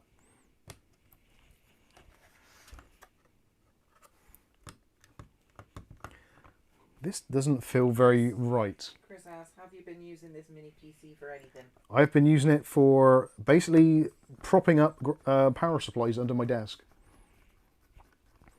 I literally used it. Or as a letter said, doorstop. Yeah, I've not used it at all really. It's been extremely underutilized. Right, okay, that seems to be okay. I got last issues. The fans is working, the air light pump working, but RGB fan's not working. I couldn't find my Molex SATA shit. My PSU is Corsair. Yeah, head over to our Discord, and you can post a picture of what it is you've got a problem with, and hopefully we can figure it out for you. Famous last words. So if I remember rightly, that's got to go back round that way, whilst trying to avoid any cable damage. Black tape across the gap, Mike. Ah yes, well done. I was just testing to make sure you're paying attention. Clearly you are. So well done, Viali. You've scored very highly on our poll. You get to go to the top of the pie chart. The top of the pie chart. Not the complete pie chart. You get at least half on the pie chart now. He gets all of it, doesn't he? Maybe. The only one that remembered. Yeah, you're the only one. You're the special one. So if I remember rightly. Our kids loved the pie chart when they were little. You could get them to do anything for the pie chart. And there we go. That is the mini PC back in its place. So this mini PC is actually quite interesting in the fact that you've got an NVMe slot here with a drive in there of, I don't even know what drive that is in there, to be honest with you. I'm going to have a look, see if I can work out. I think it's a 1 terabyte drive, possibly. I've got a sneaking suspicion I upgraded it, but I don't know for sure. Oh yeah, this is a BiWin drive, if I remember rightly, which has a bonded heatsink on the top of it, which I don't think comes off. Yeah, it's like it's had a bonded heatsink, but they put some bands around it anyway, just to make sure that it doesn't fall off. But yeah, it was a BiWin drive, because I remember at the time we were doing some stuff with BiWin, and it's like, oh wow, didn't really see that brand anywhere, or I'd never heard of it before. And then suddenly I'm getting all these products which have got BiWin RAM or BiWin M.2s in them. So yeah, it was like an odd turn of events.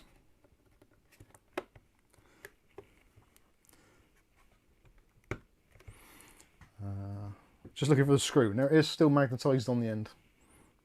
Gentleman bad boy, if you're going to do retro and have any spare drives, I'll put another in now while you've got it open. I haven't, and for the reason being that unfortunately the second NVMe slot only takes SATA based drives, so it's actually an M.2 SATA, not an NVMe, which was a little bit of a shame.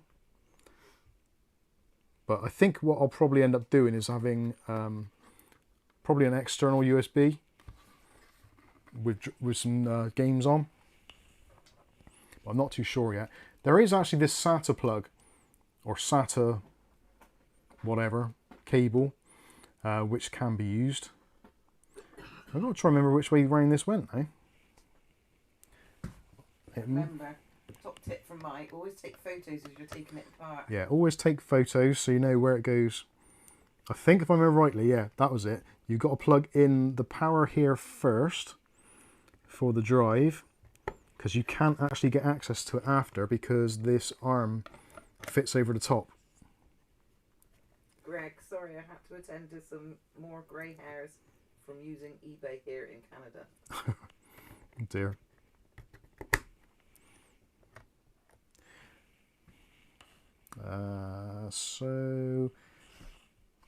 Now we've got to use the 4 long screws, which go down through there, if I remember rightly. Yeah, this isn't too bad actually. I wouldn't really mind taking this apart more frequently. It's just, if you haven't done it in a while, it can be a little bit daunting, I suppose.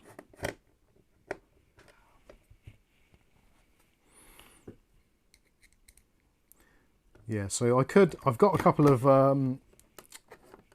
SSDs, SATA SSDs, so I could put one in there quite easily and run games off of that possibly, which I might do.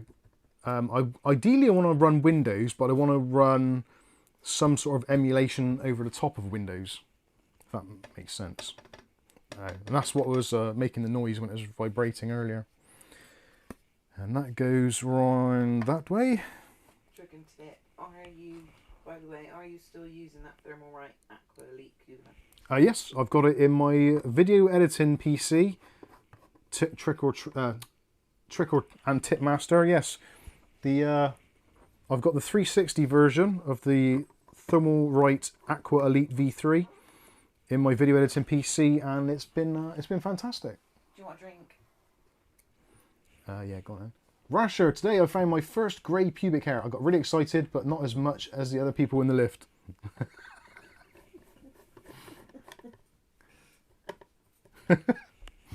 That's pretty good.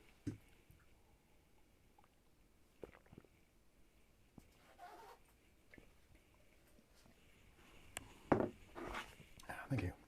Let's go back to the main camera. And we've got the last screw to go in. I'm actually tempted to fire this up and see what the deal is. I've got a little portable monitor which I can connect to it. Oh, Dave, just because Mum's gone to the kitchen doesn't mean there's going to be food, Dave. You've already had your little fishes today for your birthday. Go on, Em. Bless him. He's not very good at jumping, Dave. So he has to kind of climb around shit. Dave, you can go the other way if you want. No? Alright, just go through all the cables. Don't worry about it. Just pretend they are not there. Do you want to see what the temps are like on this? I should have recorded them previously. I didn't. But if you want to look up the video for the Nepo AM8, I think it is. Can't read that, it's too small. AM16, sorry. The Nepo G AM16. I might have made note of it in the video. I don't even know if I did, to be honest with you. But should we do that? Should we fire it up and see what the temps are like? I'm going to go by what you lot say, so it's on your heads. If you want to see it, say so. If you don't, then we won't bother and we'll just move on to the next.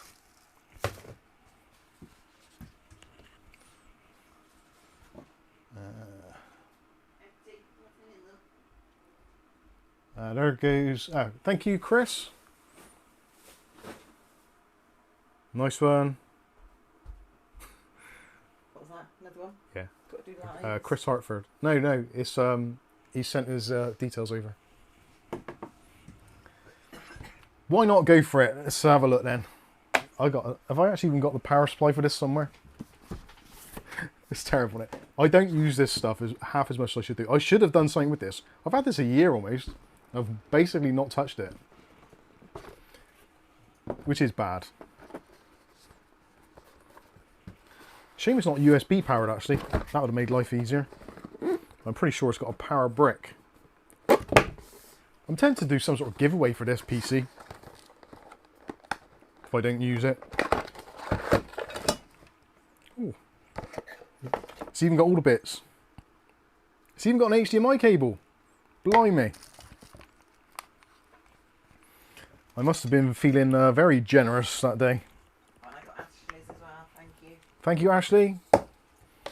Sure, let's see the temps. Sorry I'm late, baby birthday party. What was that, a birthday party for babies or just a very small party? I suppose they are kind of one and the same. Right, let's get rid of some of this shit.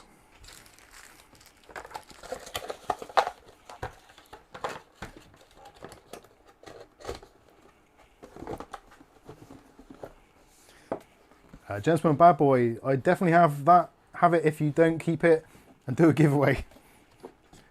Yeah, that actually this wouldn't be a bad giveaway because it's actually quite small. Be quite easy to post. I might do that, or I might just give it to Angel as a Christmas present again this year. Again. Oh dear. Sorry, I cracked myself up. Monitor, that's what we want. Actually,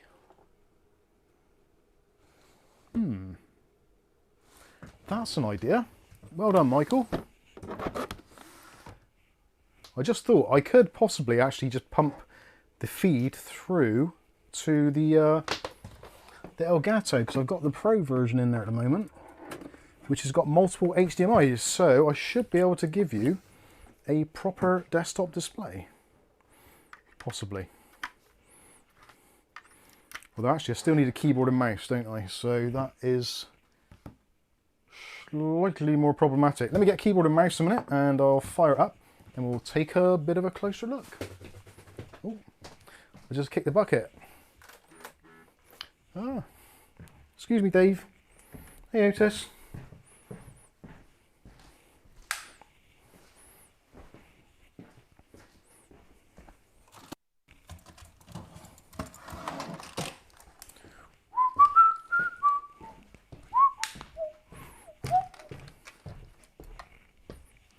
Where did you say the other address was?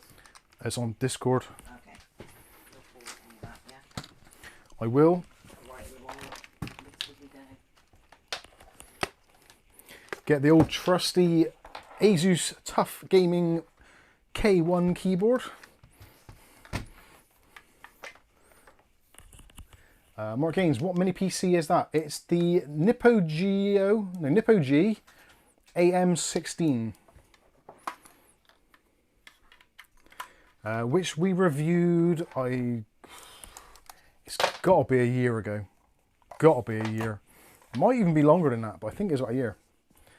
Yeah, there we go. Cheers, Chris. Oh, was it my actual birthday today, Sky? Same day as the kittens. Oh. I don't know if it is, but they're there's a 2-year-old birthday.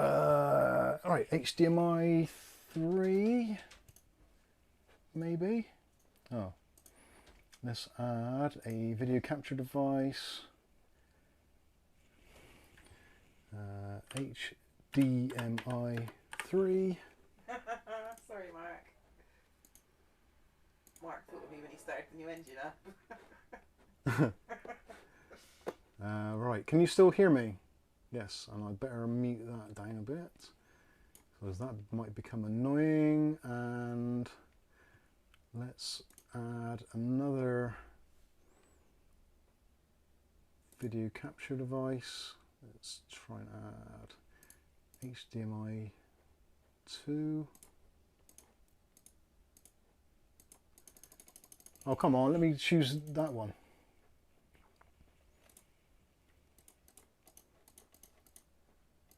Oh, there we go.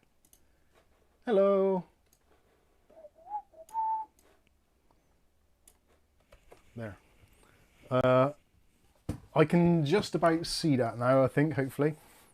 Oh, no, I can't. We put a black screen. That should come up shortly. The black screen shouldn't last very long. I'm probably a bit behind anyway. Let's have a look.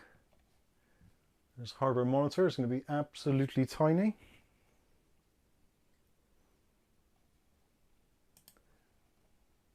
And oh god, I can barely see it. I'm going to have to stand up and have a look. Do excuse me if I'm scratching my arse. View, can I change the size? No, I can't, can I? Can anyone actually see it? I can see the package temperature 45, 44, and the core temp's about 36. Oh, it's just jumped up a little bit there. I can barely see that. Where's my mouse gone? There he is. Oh, I know what it is. I'm in 4K. Display settings. Yeah, 4K. That's probably not ideal, is it? There we go. And keep changes. 100% scaling. Excellent. Right, that should be a little bit easier for you all to see. And look, yeah, I must have left all the software on there from when I did the benchmark. Oh yeah, there's the benchmarks folder. Let's see if we've got some actual details in there. So yeah, hopefully you can see the temps there. So it's probably not doing updates at the moment because I haven't actually got it connected to the internet, as you can see there. So we don't have an internet connection. And if I try... oh my god, I've broken the mouse. Oh dear lord. Where's... No, we're not connected to the internet. Let's do WinVer. Oh, I'm using the wrong keyboard, aren't I? WinVer.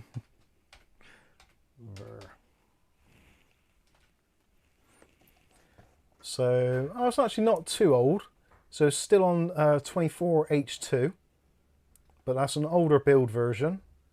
But that's fine. So yeah, temperatures are in the, what are we? We'll go with package temperatures, they're probably easier. So 44.4 at the moment. And let's have a look in the benchmarks folder. Oh, typical. I must have dragged those over to the video for video editing. So let's see, what have we got on here we can try? Let's do Cinebench. Oh, wrong keyboard again. Cinebench. Yeah, Cinebench is still on there. Okay, cool. All right, let's have that window open so we can see, and let me move myself down here somewhere. We'll put that there so we can see what's going on. So yeah, it's a Ryzen 5 Pro. Not sure what the model is, but yeah. Turbo's up to about 4.4, if I remember rightly. Just do a single loop and see how that goes. Now this is not going to be great the first time round because it needs to bed in. We'll see how it goes. I need to bed in. Yeah. So what's that? Package temperatures, I got it to about 80. And then it dropped down a little bit. So normally these will boost up a little bit higher, so they do about 45 watts or so, and then they'll drop down to about 40 or 30 something, which it seems to be doing. So 76.3, that's not too bad. It has peaked at 82.6. We'll see what the score is, because that should be comparable to what I did when we did the initial test. But what I'll do is I'll leave it running for a little bit, and then we'll turn it off, and then we'll rerun it again and see if it's any better after sort of bedding in a few times. That's taking its time, isn't it? I reckon this is probably going to get, I guess, round about 6,000 points maybe. 6,500 possibly. It should be somewhere around the 6,000 mark. Although this does seem to have dropped down a little bit. Clock speeds now to around about 3,000 all core. Yeah, looks like it has. The package has gone down to 25 watts, so it's gone past that boost level. We'll see where it gets. How exciting!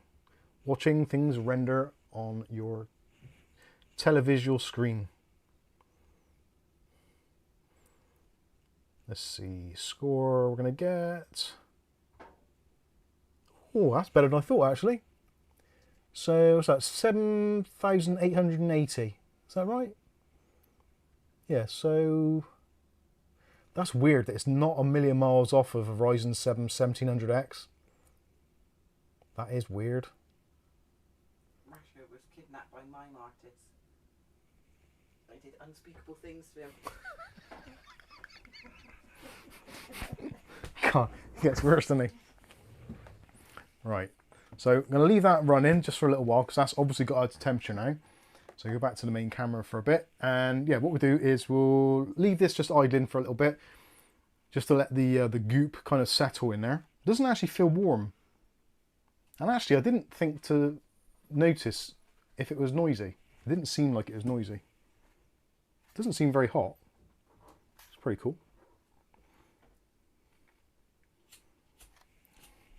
Yeah, considering it's only got like a laptop style blower cooler in there, that doesn't seem that bad. Sky says pretty good temps, thank you.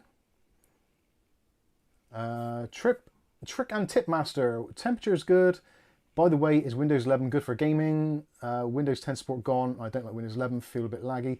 To be honest with you, I never really noticed the difference between Windows 10 and Windows 11 anyway, like at all. It seemed like it was just the same thing, just a different skin on it. If you are concerned and you think Windows 11 is a little bit less performant than Windows 10, you could, if you wanted to, you could actually use the new Windows 11 Xbox full screen mode, which is a new thing which is out. So then it uses about 2 GB less of Windows RAM. So then you can basically free up a bit more RAM. So it should, in theory, then be better than Windows 10. But Windows 10 also supports that as well, I think. So yeah, either way should be fine. Right. Jan's put a link to Thank you, Dutch Jan, for that, for the original. Can you flip through that and see if you can see the benchmark screen with the temps on at all, please, possibly? Or actually, did I put timestamps in the video back then? I probably didn't, because I was a lazy bastard and AI wasn't a thing. That's for the drive. Have a look, see if there's one for temperatures, which will have a Cinebench probably. I don't know what that looks like either. It'd probably be towards the big, probably before it is. Hang on a minute, ladies and gentlemen. There we go. Has it got temperatures? I don't think I did. No. Maybe not. Did I not do temperatures on there? I'm sure I would have done a Cinebench run. But would I have done the temps? I don't know. That looks like... Sorry, I'm trying to see Kath's screen over the other side of the room to see if on that video, what did I do? What was the Dutch Jans have got? Oh, 1737. There we go, 1737, Kath. You told me to go back when I got about that far. I must have done it at the end then. I must have done games first. There we go. There's Cinebench. So yeah, let me know what the score is at the end. Oh, temperatures are showing on there as well. There we go. There's the score. What was the score? The one in orange? What, that end there? Yeah. 7847. 7847. And what did I get just then? Let's have a look. Nope, wrong one. 7847 I got last time. And this time I got 7880. So what's that? Basically the same. What was it? 78? Yeah, 47. So I got an extra 30 points or so. 33. Extra 33 points. So that is within definitely margin of error. So let's turn off that PC now and let it cool off.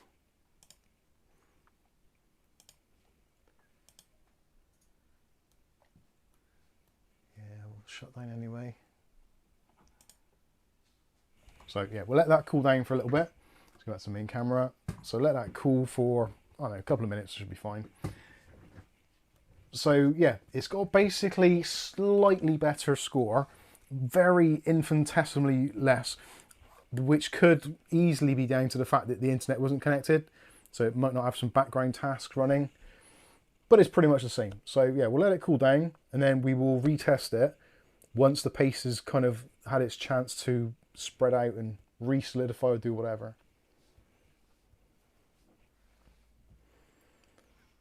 Sky says those temps are fine for idle on a Ryzen small form factor. Yeah, definitely. The main difference between Windows 10 and Windows 11 is the crap that Microsoft keeps on adding to 11. Yeah, I'm surprised actually. Like, if they'd wanted people to move over to 11, the easiest way to do it would be to put all the crap that's in 11 into 10 and just do it. Because then people would be like, well, there's no difference, so I might as well just jump ship.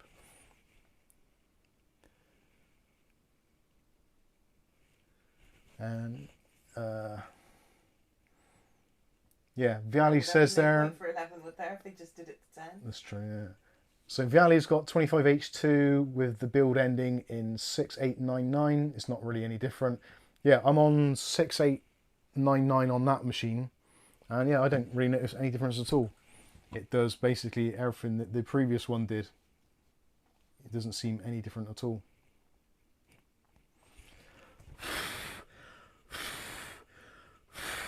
I don't think that works like that, does it? Right, so let's see. Ordering juices, I run 24H2 Enterprise IoT on a mini PC, but my daily driver is a Mac Mini M4 Pro. Very nice. Hey, Cool Cat, how you doing? Good evening, Mike and Kath, legends and chat. Thank you for that. That's very kind of you.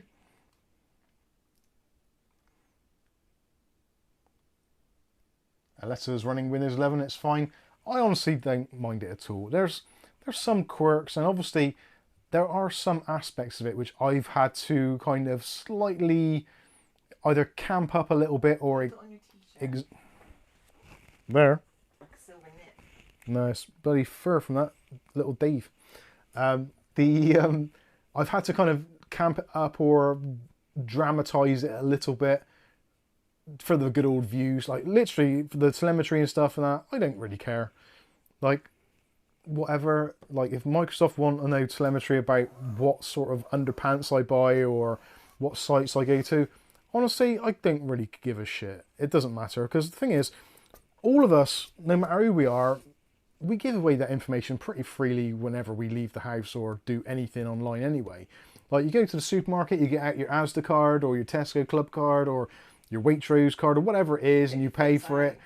And if you pay for your shopping on one of those self thingy checkouts, you're basically being recorded, so being recorded on their facial recognition. They can see your face and all that stuff. Like they know what you bought on your card, so they basically got everything they know about you. Like if you've got hemorrhoids, that you've bought some Preparation H cream, they know your face because you're like doing that anyway, but they know who you are and they target marketing towards you from that. And it's only a matter of time before you walk into the shop and immediately you get a notification on your phone saying special offer this week, Preparation H on special for your ass piles. Never had piles. That is going to be a thing. Other countries don't know what piles are, don't they? I don't know. Ass blisters. Great. Ass scrapes. Yeah, anyway, moving on from that. So it's like, yeah, it's one of those things. You go anywhere, you shop with your credit card, your debit card, all of that is being registered somewhere by somebody. Even if you pay cash, they still know. Yeah, it's just one of those things. So when people get really upset, now I do understand totally with Windows 11, obviously things like Windows Recall, that is the stupidest idea in the history of stupid ideas. Like that one really does take the biscuit. It's almost like if you went to a small child with a lit fire and said, or David, do you fancy touching that? And they'd be like, oh, David yeah. will. Oh, shit, that hurt. Would you touch that? That is Microsoft Recall basically wrapped up into a nutshell. It's a bomb waiting to go off. It's only a matter of, I'm not going to say when, or if, it's going to happen, and there is going to be a massive, massive data breach with Recall, and there's going to be people shit posted all over the dark web. It's going to be an absolute bloodbath. And I think realistically, we all know it. Microsoft, I can't even fathom how Microsoft can't see that happening in some way, shape or form. If it hasn't happened already, maybe they want to. Maybe Microsoft have got one of those real kind of self-deprecating things, or, you know, like movie stars and pop stars, when they get really big, they go into that self-destructive Elvis phase. Like maybe Microsoft have got to that point where they kind of know their career is kind of over a little bit, so they're just like eating pizzas and hot dogs and taking pills to wake up and to go to sleep, and they're basically just waiting for it all to go to shit. And by putting Recall onto PCs is kind of like their, well, let's just speed this process up a bit. I don't know. Maybe it is. It just seems that Back up there. I find this a lot in a lot of companies these days, that there seems to be a absolutely colossal gap between the sentiment of the users and the board and like product designers. Now, I would hope that a lot of product designers are a little bit more savvy and kind of understand the world, but they're given a brief. This is what we want to do. This is what you need to design. So they're like, kind of like, okay, Take like, what you want. like the guy who made the hydrogen bomb or the nuclear bomb was like, yeah, this is probably not going to work out great, but hey, you're paying me a shitload of money, so what the hell? I'm going to do it anyway. And that is kind of my sentiment on it. I also think that, yeah, like someone just there, right, recall might be the idea of a 3-letter entity. Very much without putting the tinfoil hat on too much, all of that information is obviously a good way or an easy way. Like most of it, the CIA and stuff like that know about anyway, because like Facebook, hello, all the other social media outlets, your Snapchats, your WhatsApps, whatever, if they want to know about you, they'll find out about it from that sort of thing anyway. But I think things like Recall, OneDrive, Google Drive, basically all cloud services, VPNs, they're all the same thing. They're basically massive, massive data troughs for someone to take the picking of, and it's just a matter of time before they get completely and utterly annihilated. And I don't want it to happen, but it's one of those inevitable things that it's going to happen at some point or other. Because even with the best will in the world, there are so many people working on like Windows 11 or Linux or iOS, Mac OS, whatever. There's so many people working on it and doing all these different things. And it's like mixing all that stuff together, eventually something's going to go wrong. It's like when you go to a party, like when you're younger, and you go to someone's party and like the parents or whatever, or your friends and that, they've all gone out and bought, there's like beers, there's cider, there's wine, there's spirits, there's all sorts there. There's maybe a little bit of dope as well. And you're young and you're a little bit naive and you're like, hey, start off on the lagers or the ciders and woo, yay. Then it's like, well, the cider and beer's running out. Let's maybe hit some spirits or the wine. And then at the end, it's like, oh, someone's handing around a doobie. And you're like, let's have a go on that as well. And then you end up being really, really ill for a day or two. And it's like, it seemed like a good idea at the time to have all this stuff available to you. But the reality is the consumption of it all fucks you up royally. And that is where I see the operating systems going. All of them. Not just Windows, not just Mac OS, not just Linux. They are all headed in the same direction because the operating system isn't an operating system now. It is the system.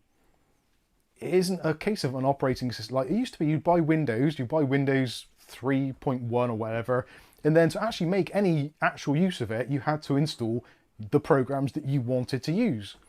There were very few which were included, which were actually either not essential or kind of, yeah, it made sense to have them, like a calculator, a clock, solitaire for those boring days.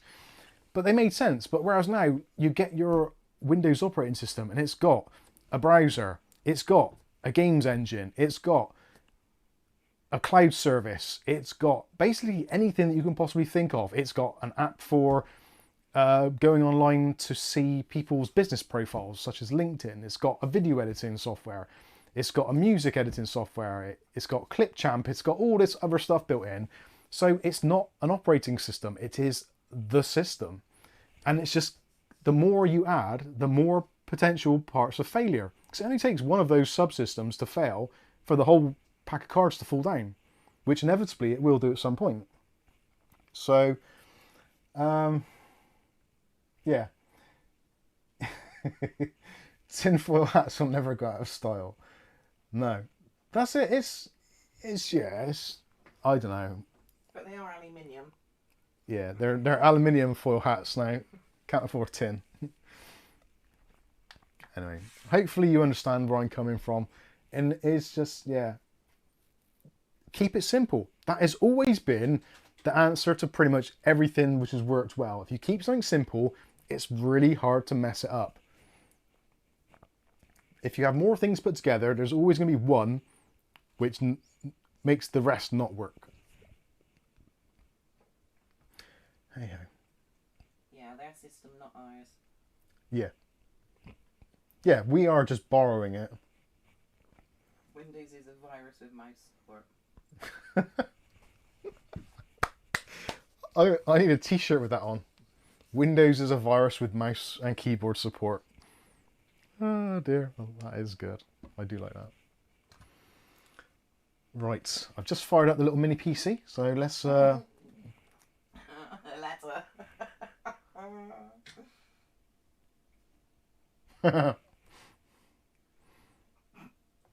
Let's see if this is working. Yep, it seems to be working.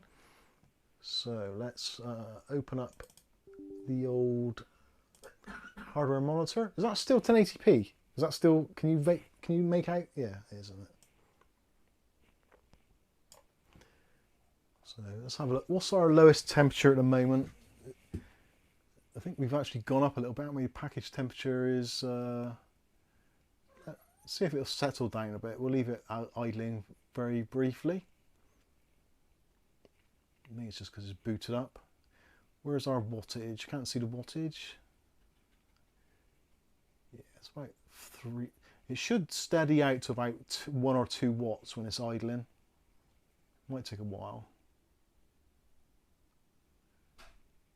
I would say that potentially looks like it's got worse. But there you go. Let's do the old Cinebench again. We'll do a single run. I think you get a better result if you do like a 5-minute one, but whatever.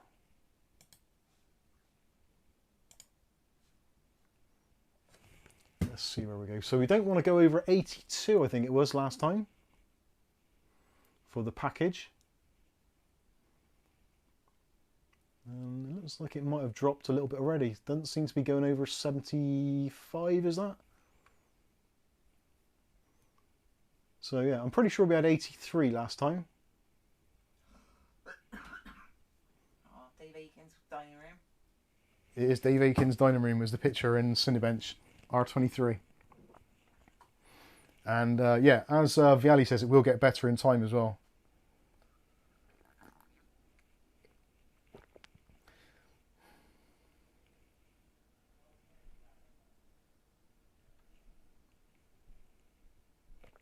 Ordinary Dude says the mini PC I have is a Wintel unit.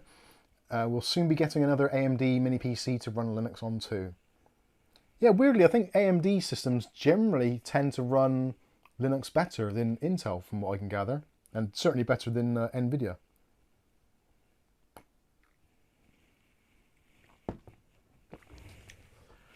How are we looking so far? We're at 78.5, is that? I can't see from there. Yeah, 78.5. So we're still a little bit under, which is looking good. More importantly, will we get a better performance number this time? I'm hoping we might get a couple more points, but I fear we may not. But we'll see. Oh yeah, we have crept up very slightly, so we're at 8,019 points, which actually is good, because normally you find that for some reason whenever you run Cinebench it always gets worse every time you run it, but we're improving. So what do we have last time? 7880, and now we're at 8,020, so that is what, another 150 points roughly, give or take. So it's getting better, which is essentially what we wanted to see. So I am pretty pleased with that. And actually, did anyone actually hear the fan? Sorry, I couldn't hear you with that fan. I can just about hear it running. If I get really, really close, you can just about hear it.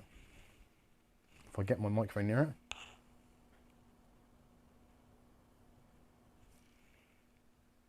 Cool, blimey. The heat coming out the back of there is incredible.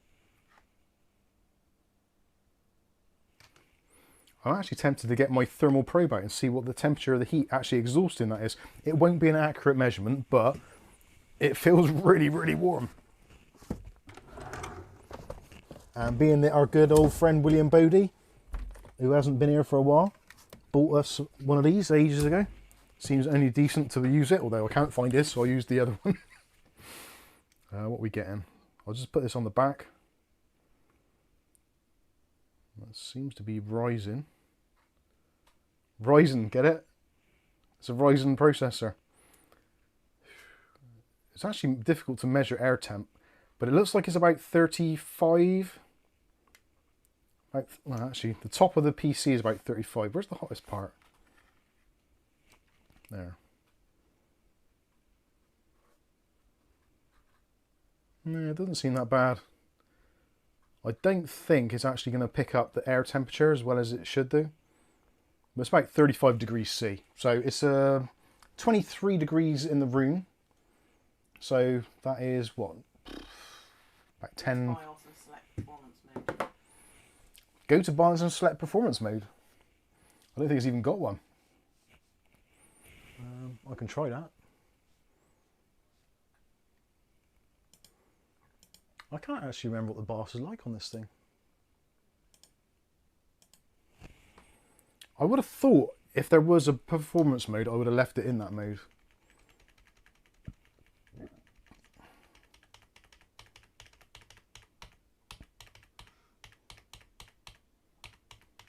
What's that? Battlefield 6 is unplayable without internet. Well, that kind of makes sense because it's a multiplayer game, so as you'd be on your own. Or am I looking at it a little bit too simplistically there, maybe? Right. Oh, clearly, I'm not going to have any mouse control because it's not a UEFI. So, advanced, where have we got? CPU.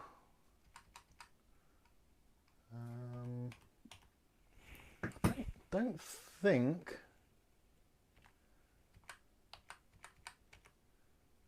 think there's anything there to actually change.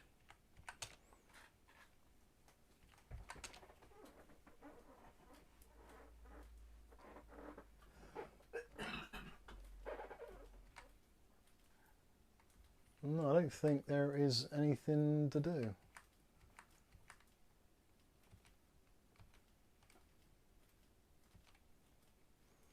No, it's like super basic.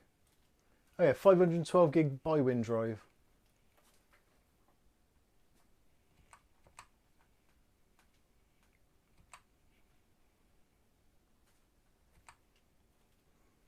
Yeah, there's like literally nothing in there.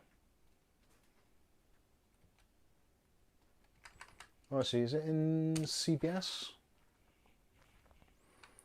So, performance, custom. Let me move my ad. Why have I got no option but to? Close the copy shop. There we go. Can I use a mouse on there? No, that's the wrong mouse only. Accept. There's nothing there.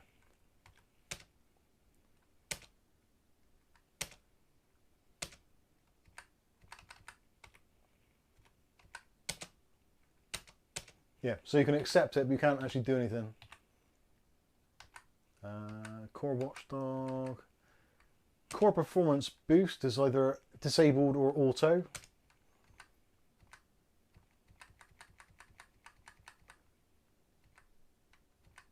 Don't think there's anything else there. Northbridge IO.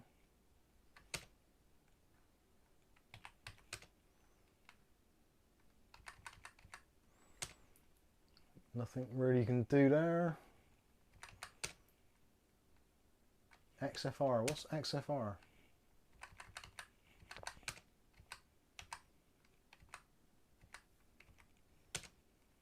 Ooh.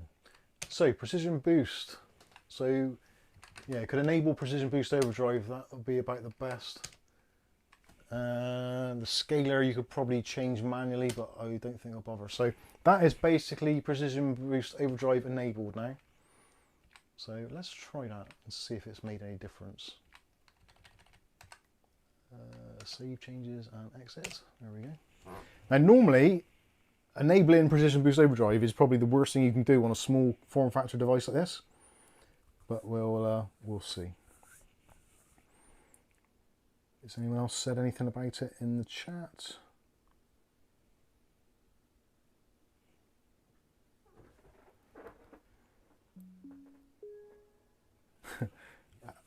Ali says, I haven't seen a boss like that in a while. Yeah, I know.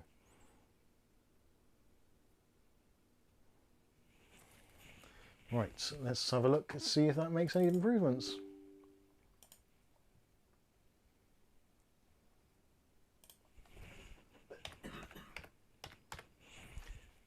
And we'll get Cinebench up again.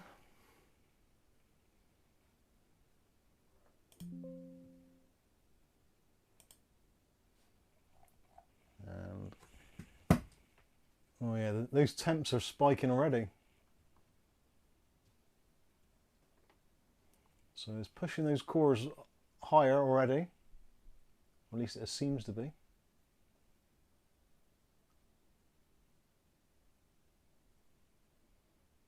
Yeah, it is, but actually it is dropping. Right, let's just run it and see what happens. I'm guessing it's going to regress and get worse. But the figures will tell the story. Let's have a look, see what it does. Dutch Jan, XFR, extended frequency ranges in the BOS, is a feature of AMD processors that, when sufficient cooling is available, it allows the processor to run faster than its standard clock speed.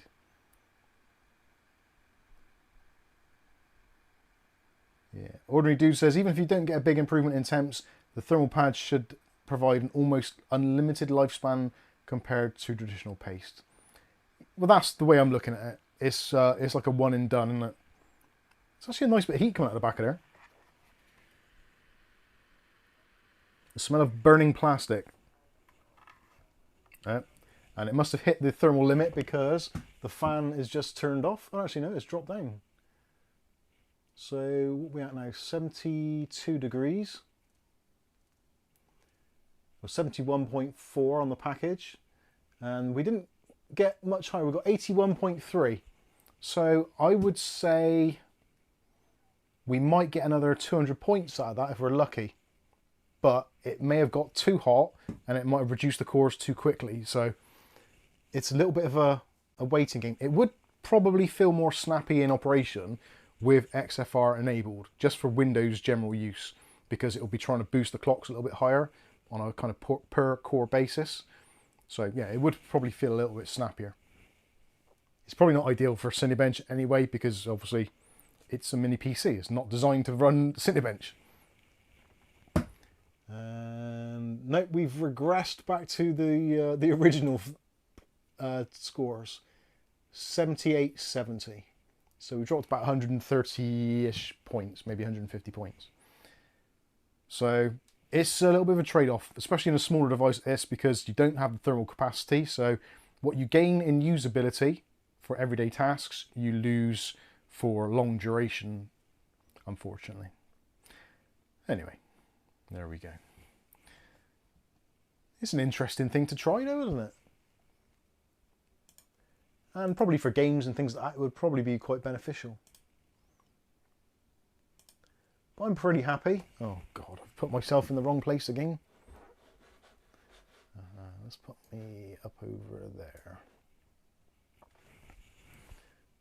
And we'll shut that down.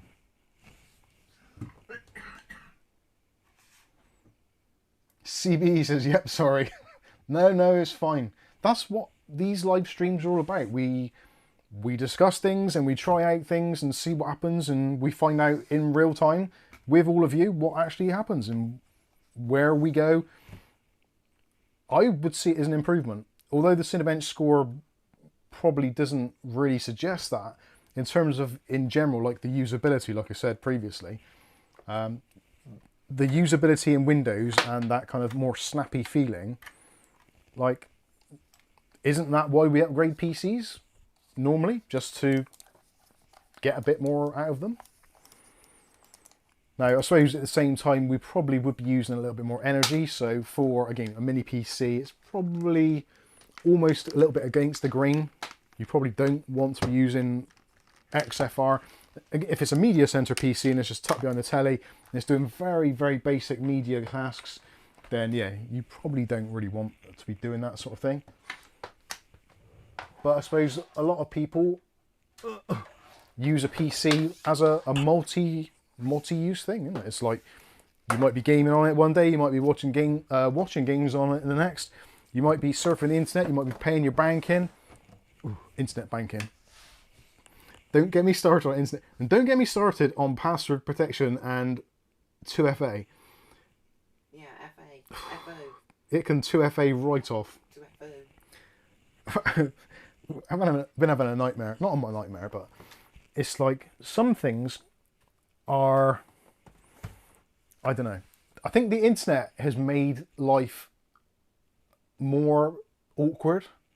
It was designed to help, but it's actually basically, it's kind of like the internet is the Wild West, isn't it? Let's be fair.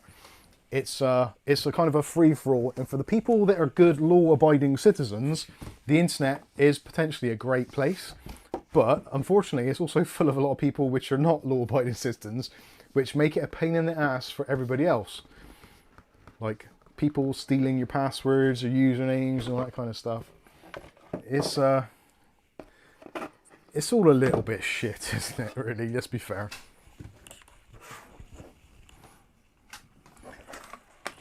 Imagine how great the internet would be if you didn't have to worry about usernames and passwords, and you could just turn on your PC and log into a website without needing like a ridiculously long password and multiple factor authentication. Maybe just like a cookie. Isn't that what we used to Yeah. Remember like back in the old days? Like you'd sign on with your AOL. And until they came up with the idea of all that, nothing happened, did it? To be honest with you, I think they probably preempted it because they could see it going to happen. But yeah, those were the days. Those were the days, my friend. Rick says, "Yeah, I miss I miss the early days of the internet for its simplicity and it's the naivety of doing a Google search and it's saying like no matches found. Like these days, unless it's like a really really bizarre number or thing, or something that they don't want you to look at. yeah, there'll be at least a few pages on kind of everything, or there'll be something about. Once I look at Matt Goss on there, no matches found. Yeah, Kath used to like Bros, so she looked up Matt Goss, and it's come up, internet search, no things found. So imagine that these days, nothing found. That would be incredible. You wouldn't believe it, would you? You'd be like, oh, if I typed it wrong. Actually, even if you type things wrong, you'd probably still get a result these days. Hey ho. Yeah, default password was password, wasn't it, for a lot of people? Dave Vellendrill says internet banking is essential when there's no banks or ATMs in your town. But why is that? If you'd used your bank, they wouldn't have shut it down. Yeah, it's kind of like a two-way thing, isn't it? If you use internet banking, they don't need branches. But if you use internet banking, they close branches. And if you want a branch, you can't because you're using internet banking. So the banks aren't stupid. They realise that like having millions of banks or hundreds of thousands of branches around the world or around the country or whatever, or even the region, it's like the amount of money that it costs to run a branch with the branch itself, the building rates, electricity bill, power, gas, staff, insurance. See, they were planning this moves back in, when did I leave? 98? 98, yeah. And they were giving everyone so many £100 a year for courses to do because banking was going to change direction from that point. Yeah. So that must have been from like 96 or something. Back in the day. They had this all planned. Yeah. Well, it's like in our local village, which is called Downend, which is in a suburb of Bristol, where there was, in our very small little village, there was 5 banks at one point and a building society. No. Or is it 4 plus a building society? There's Lloyd's on the end, wasn't there? Lloyd's, NatWest, HSBC, HSBC, Bradford and Bingley Building Society, Bradford and Bingley, Halifax, yeah, Barclays, Barclays, Bristol and West. I think that was it, and Yorkshire. Oh, Yorkshire as well. So yeah, 8 different branches of banks in our local area, and now there are 1, which is a building society, the Yorkshire. That's the only one which is still there. It's mad. So yeah, there's no actual banks near us anymore. So you have to go to the post office or do something, which is a pain. And the post office is more than likely shut. Yeah. Well, it's open for.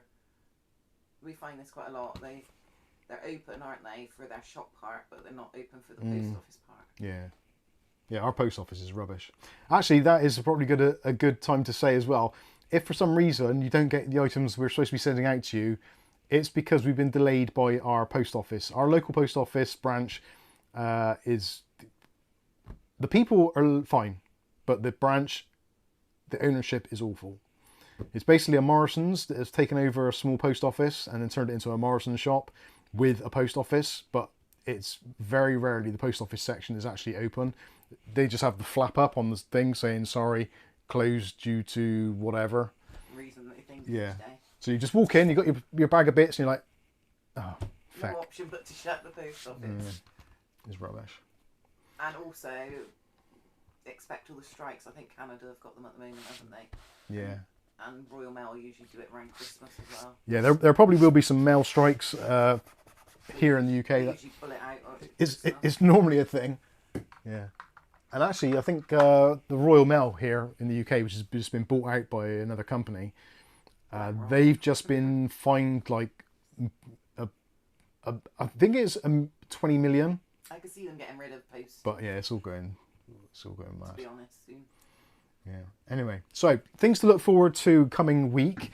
We got some cool new cases coming from Thermaltake and also a new CPU cooler. So I think we got the View 390, which is a new one out from Thermaltake, and also the Thermaltake View 600, which looks to be an interesting case, which I'm possibly thinking might finally end up replacing the old trusty Series 500, which I'll be a little bit sad to see go, but it's getting a little bit old in the tooth now. It's been there, it's done a bit, but yeah, I think the new... Actually, let me see if I can find a picture of it so you can see what it looks like, see what your perceptions of it are. If you want, you can look it up on your own browser. And I think it's the Thermaltake View 600, if I remember rightly. View 600. I think it's the View 600. Yes. So, View 600 TG, it says it's a full tower chassis, but I don't think it is. But it says it is. So, it takes an EATX case, but so does that. So that doesn't really mean anything. Although saying that, I thought that case was big when I first got it. So hopefully it's not too much bigger than that. Hopefully the page will load shortly. I'm not sure what it is actually. Thermaltake UK, the website, loads like ridiculously slow.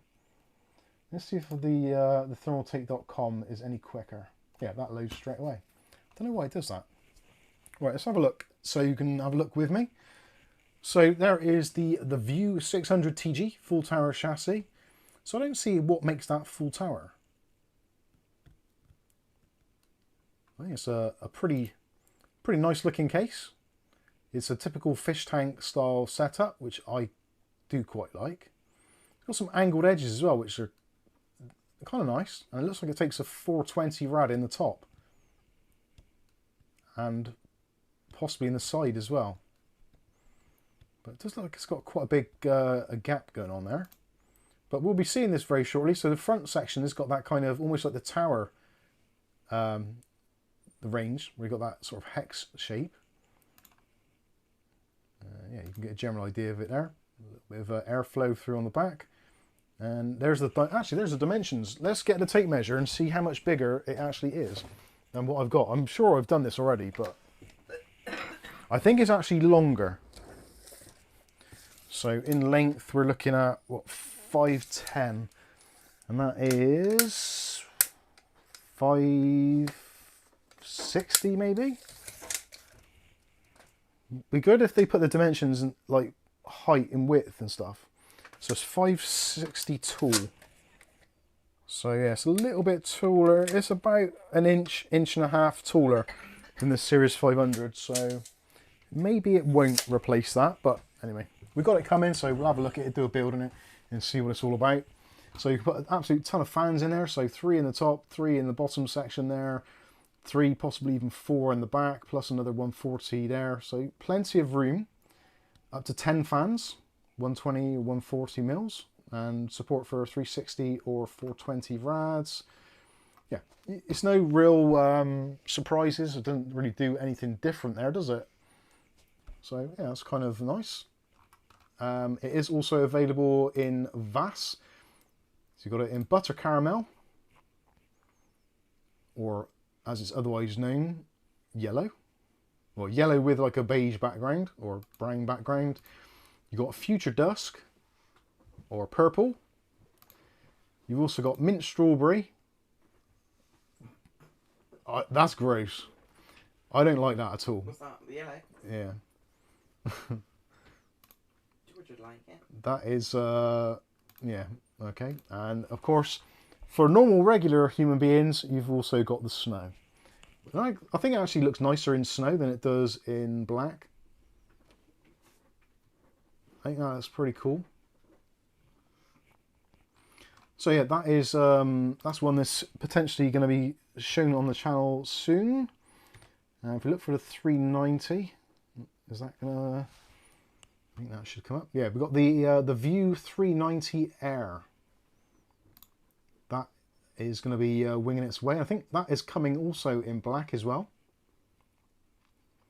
Now, I'm not sure about this. I've never been a big fan of the wraparound glass, but I know a lot of people do like it. It potentially could work, but I'm not entirely sure, but we'll see. And that one also comes in black. It also comes in baby shit yellow. It also comes in, yeah, basically kind of purple, and the snow version as well. I quite like the snow version actually. That's pretty cool. Yeah, so fan wise, I'm not sure what it comes with as standard. I think it only comes with the 2 fans in the back as standard, but it is showing there 200 mil fans up front, which is pretty mental.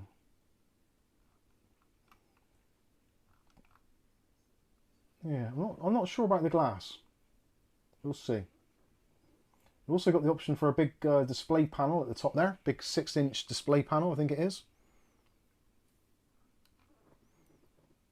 So yeah, radiator on the side and cooling on the front there. That's actually quite a nice solution as well, because if you have the radiator exhausting straight out the side there, it's going to get fresh air from the front straight away, so it's going to keep that nice and cool. And also it's going to bypass that and hit your graphics card as well. So temps should be pretty good. Yeah, can support up to 2 200mm fans at the front, which be interesting to see if they actually make some. Yeah, pretty nice. You have a big old display on there. I do like it with 200mm fans. I do kind of miss having 200mm fans in a PC. I think that'll be pretty good. I personally prefer it to have a mesh top.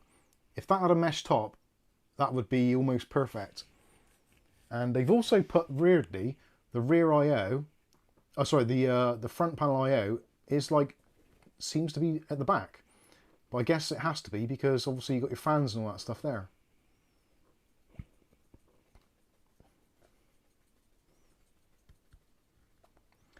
Last Man Standing says, Mike, I have a problem with Lexar DDR4 RAM showing as unknown on my X570 Meg Unify BIOS.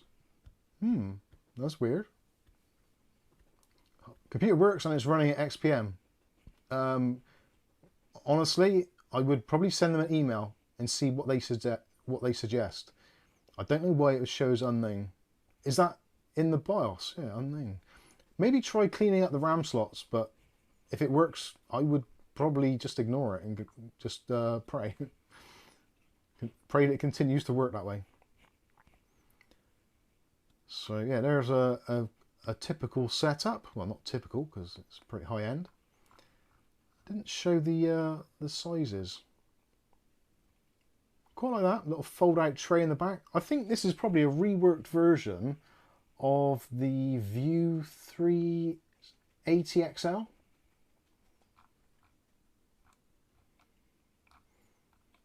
Yeah, looks all right.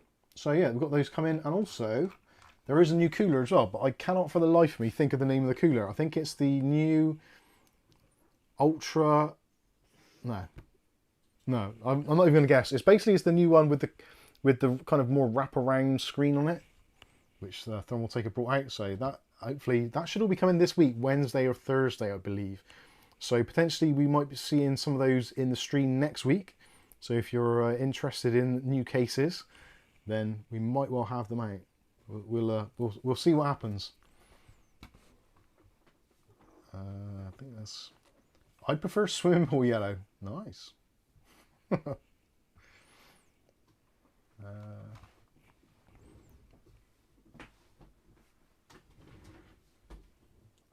that's a weird one. Last man standing. I'm not too sure. If you're on the Discord, I might have a little. I'll have a look later, see if I can find anything. That's weird. It's a joke, Mike. I know. The swimming pool yellow, as in all the people taking a pee in it, getting their cheese whiz out. But don't it go green? It probably does, yeah. Right. We are coming up towards 11 o'clock here in the UK, and I've got work to go to tomorrow in the pouring rain, which is going to be great. Really going to mess up my hair, like I said. It's going to go all frizzy. Well, my eyebrows were. I'll have to get, I have to get some mousse on it before I go tomorrow. Pretend it's the 90s again and get the crack out the mousse. Oh dear, that'd be funny. Right, so yeah, I think that's going to wrap this one up. Hopefully you've enjoyed the stream tonight. Thank you all for your contributions and your super chats. Your generosity and also taking part and leaving your comments is wildly appreciated. You would not know how much. Trying to think what else. So yeah, I'll go through the list of names again. So if you're watching the stream and you've got this far, or if your name has already been read, so George Grigg, Andra Pedro, Dave Bell, One Caviper, David Underhill, John Turley, Raj D, Ashley Strachan. Ashley's done his. I think David did his as well earlier. Richard DeFries, Joseph84, Chris Hartford. I think Chris done his as well. Inky1919, Gamer World YT, and Mark Gaines. I think Mark Gaines did his as well. So that was on the super chat earlier. So yeah, if your name is in that list, please send us your details. For nothing very exciting, it might just be a Christmas card. It is something that we do for people who have, arguably, it's very much a a capitalist thing. So it's people that have financially contributed. It's just a way of giving back. So mostly it's going to be patrons, channel members, people who have sent super chats, that sort of thing. So if you've contributed in a financial means, then this is something we've done. I don't know why we do it, actually. I don't even know why people contribute to videos. It's a really weird thing, and it still kind of freaks me out now. The whole tip culture thing is not a thing which is a normal thing in the UK. It is starting to be more so, but I don't think it is. It's more of an American thing, I'm sure. Since they brought in cards, nobody would when I worked in the cafe, we'd get tips if they paid in cash. But yeah, if they paid by that's card, true. we'd Yeah, never get any. That's true. Anyway, thank you all so much for joining us on the stream. Hopefully you've enjoyed yourself. If you haven't, leave a like. If you haven't subscribed already, do subscribe, and don't forget to click the all notifications. That way you'll be notified of future video releases. But for now, I've been Mike. This is Mike's Unboxing Reviews and How To, and hopefully we'll catch you in the very next video. Have a fantastic rest of your weekend, and we'll see you with another video on Monday morning. And Kath's doing got to wave to the high people and wave to the low people. There's a long story behind that. I might tell you once. Anyway, thanks for watching. Catch you next week. You've been amazing. See you later. Bye.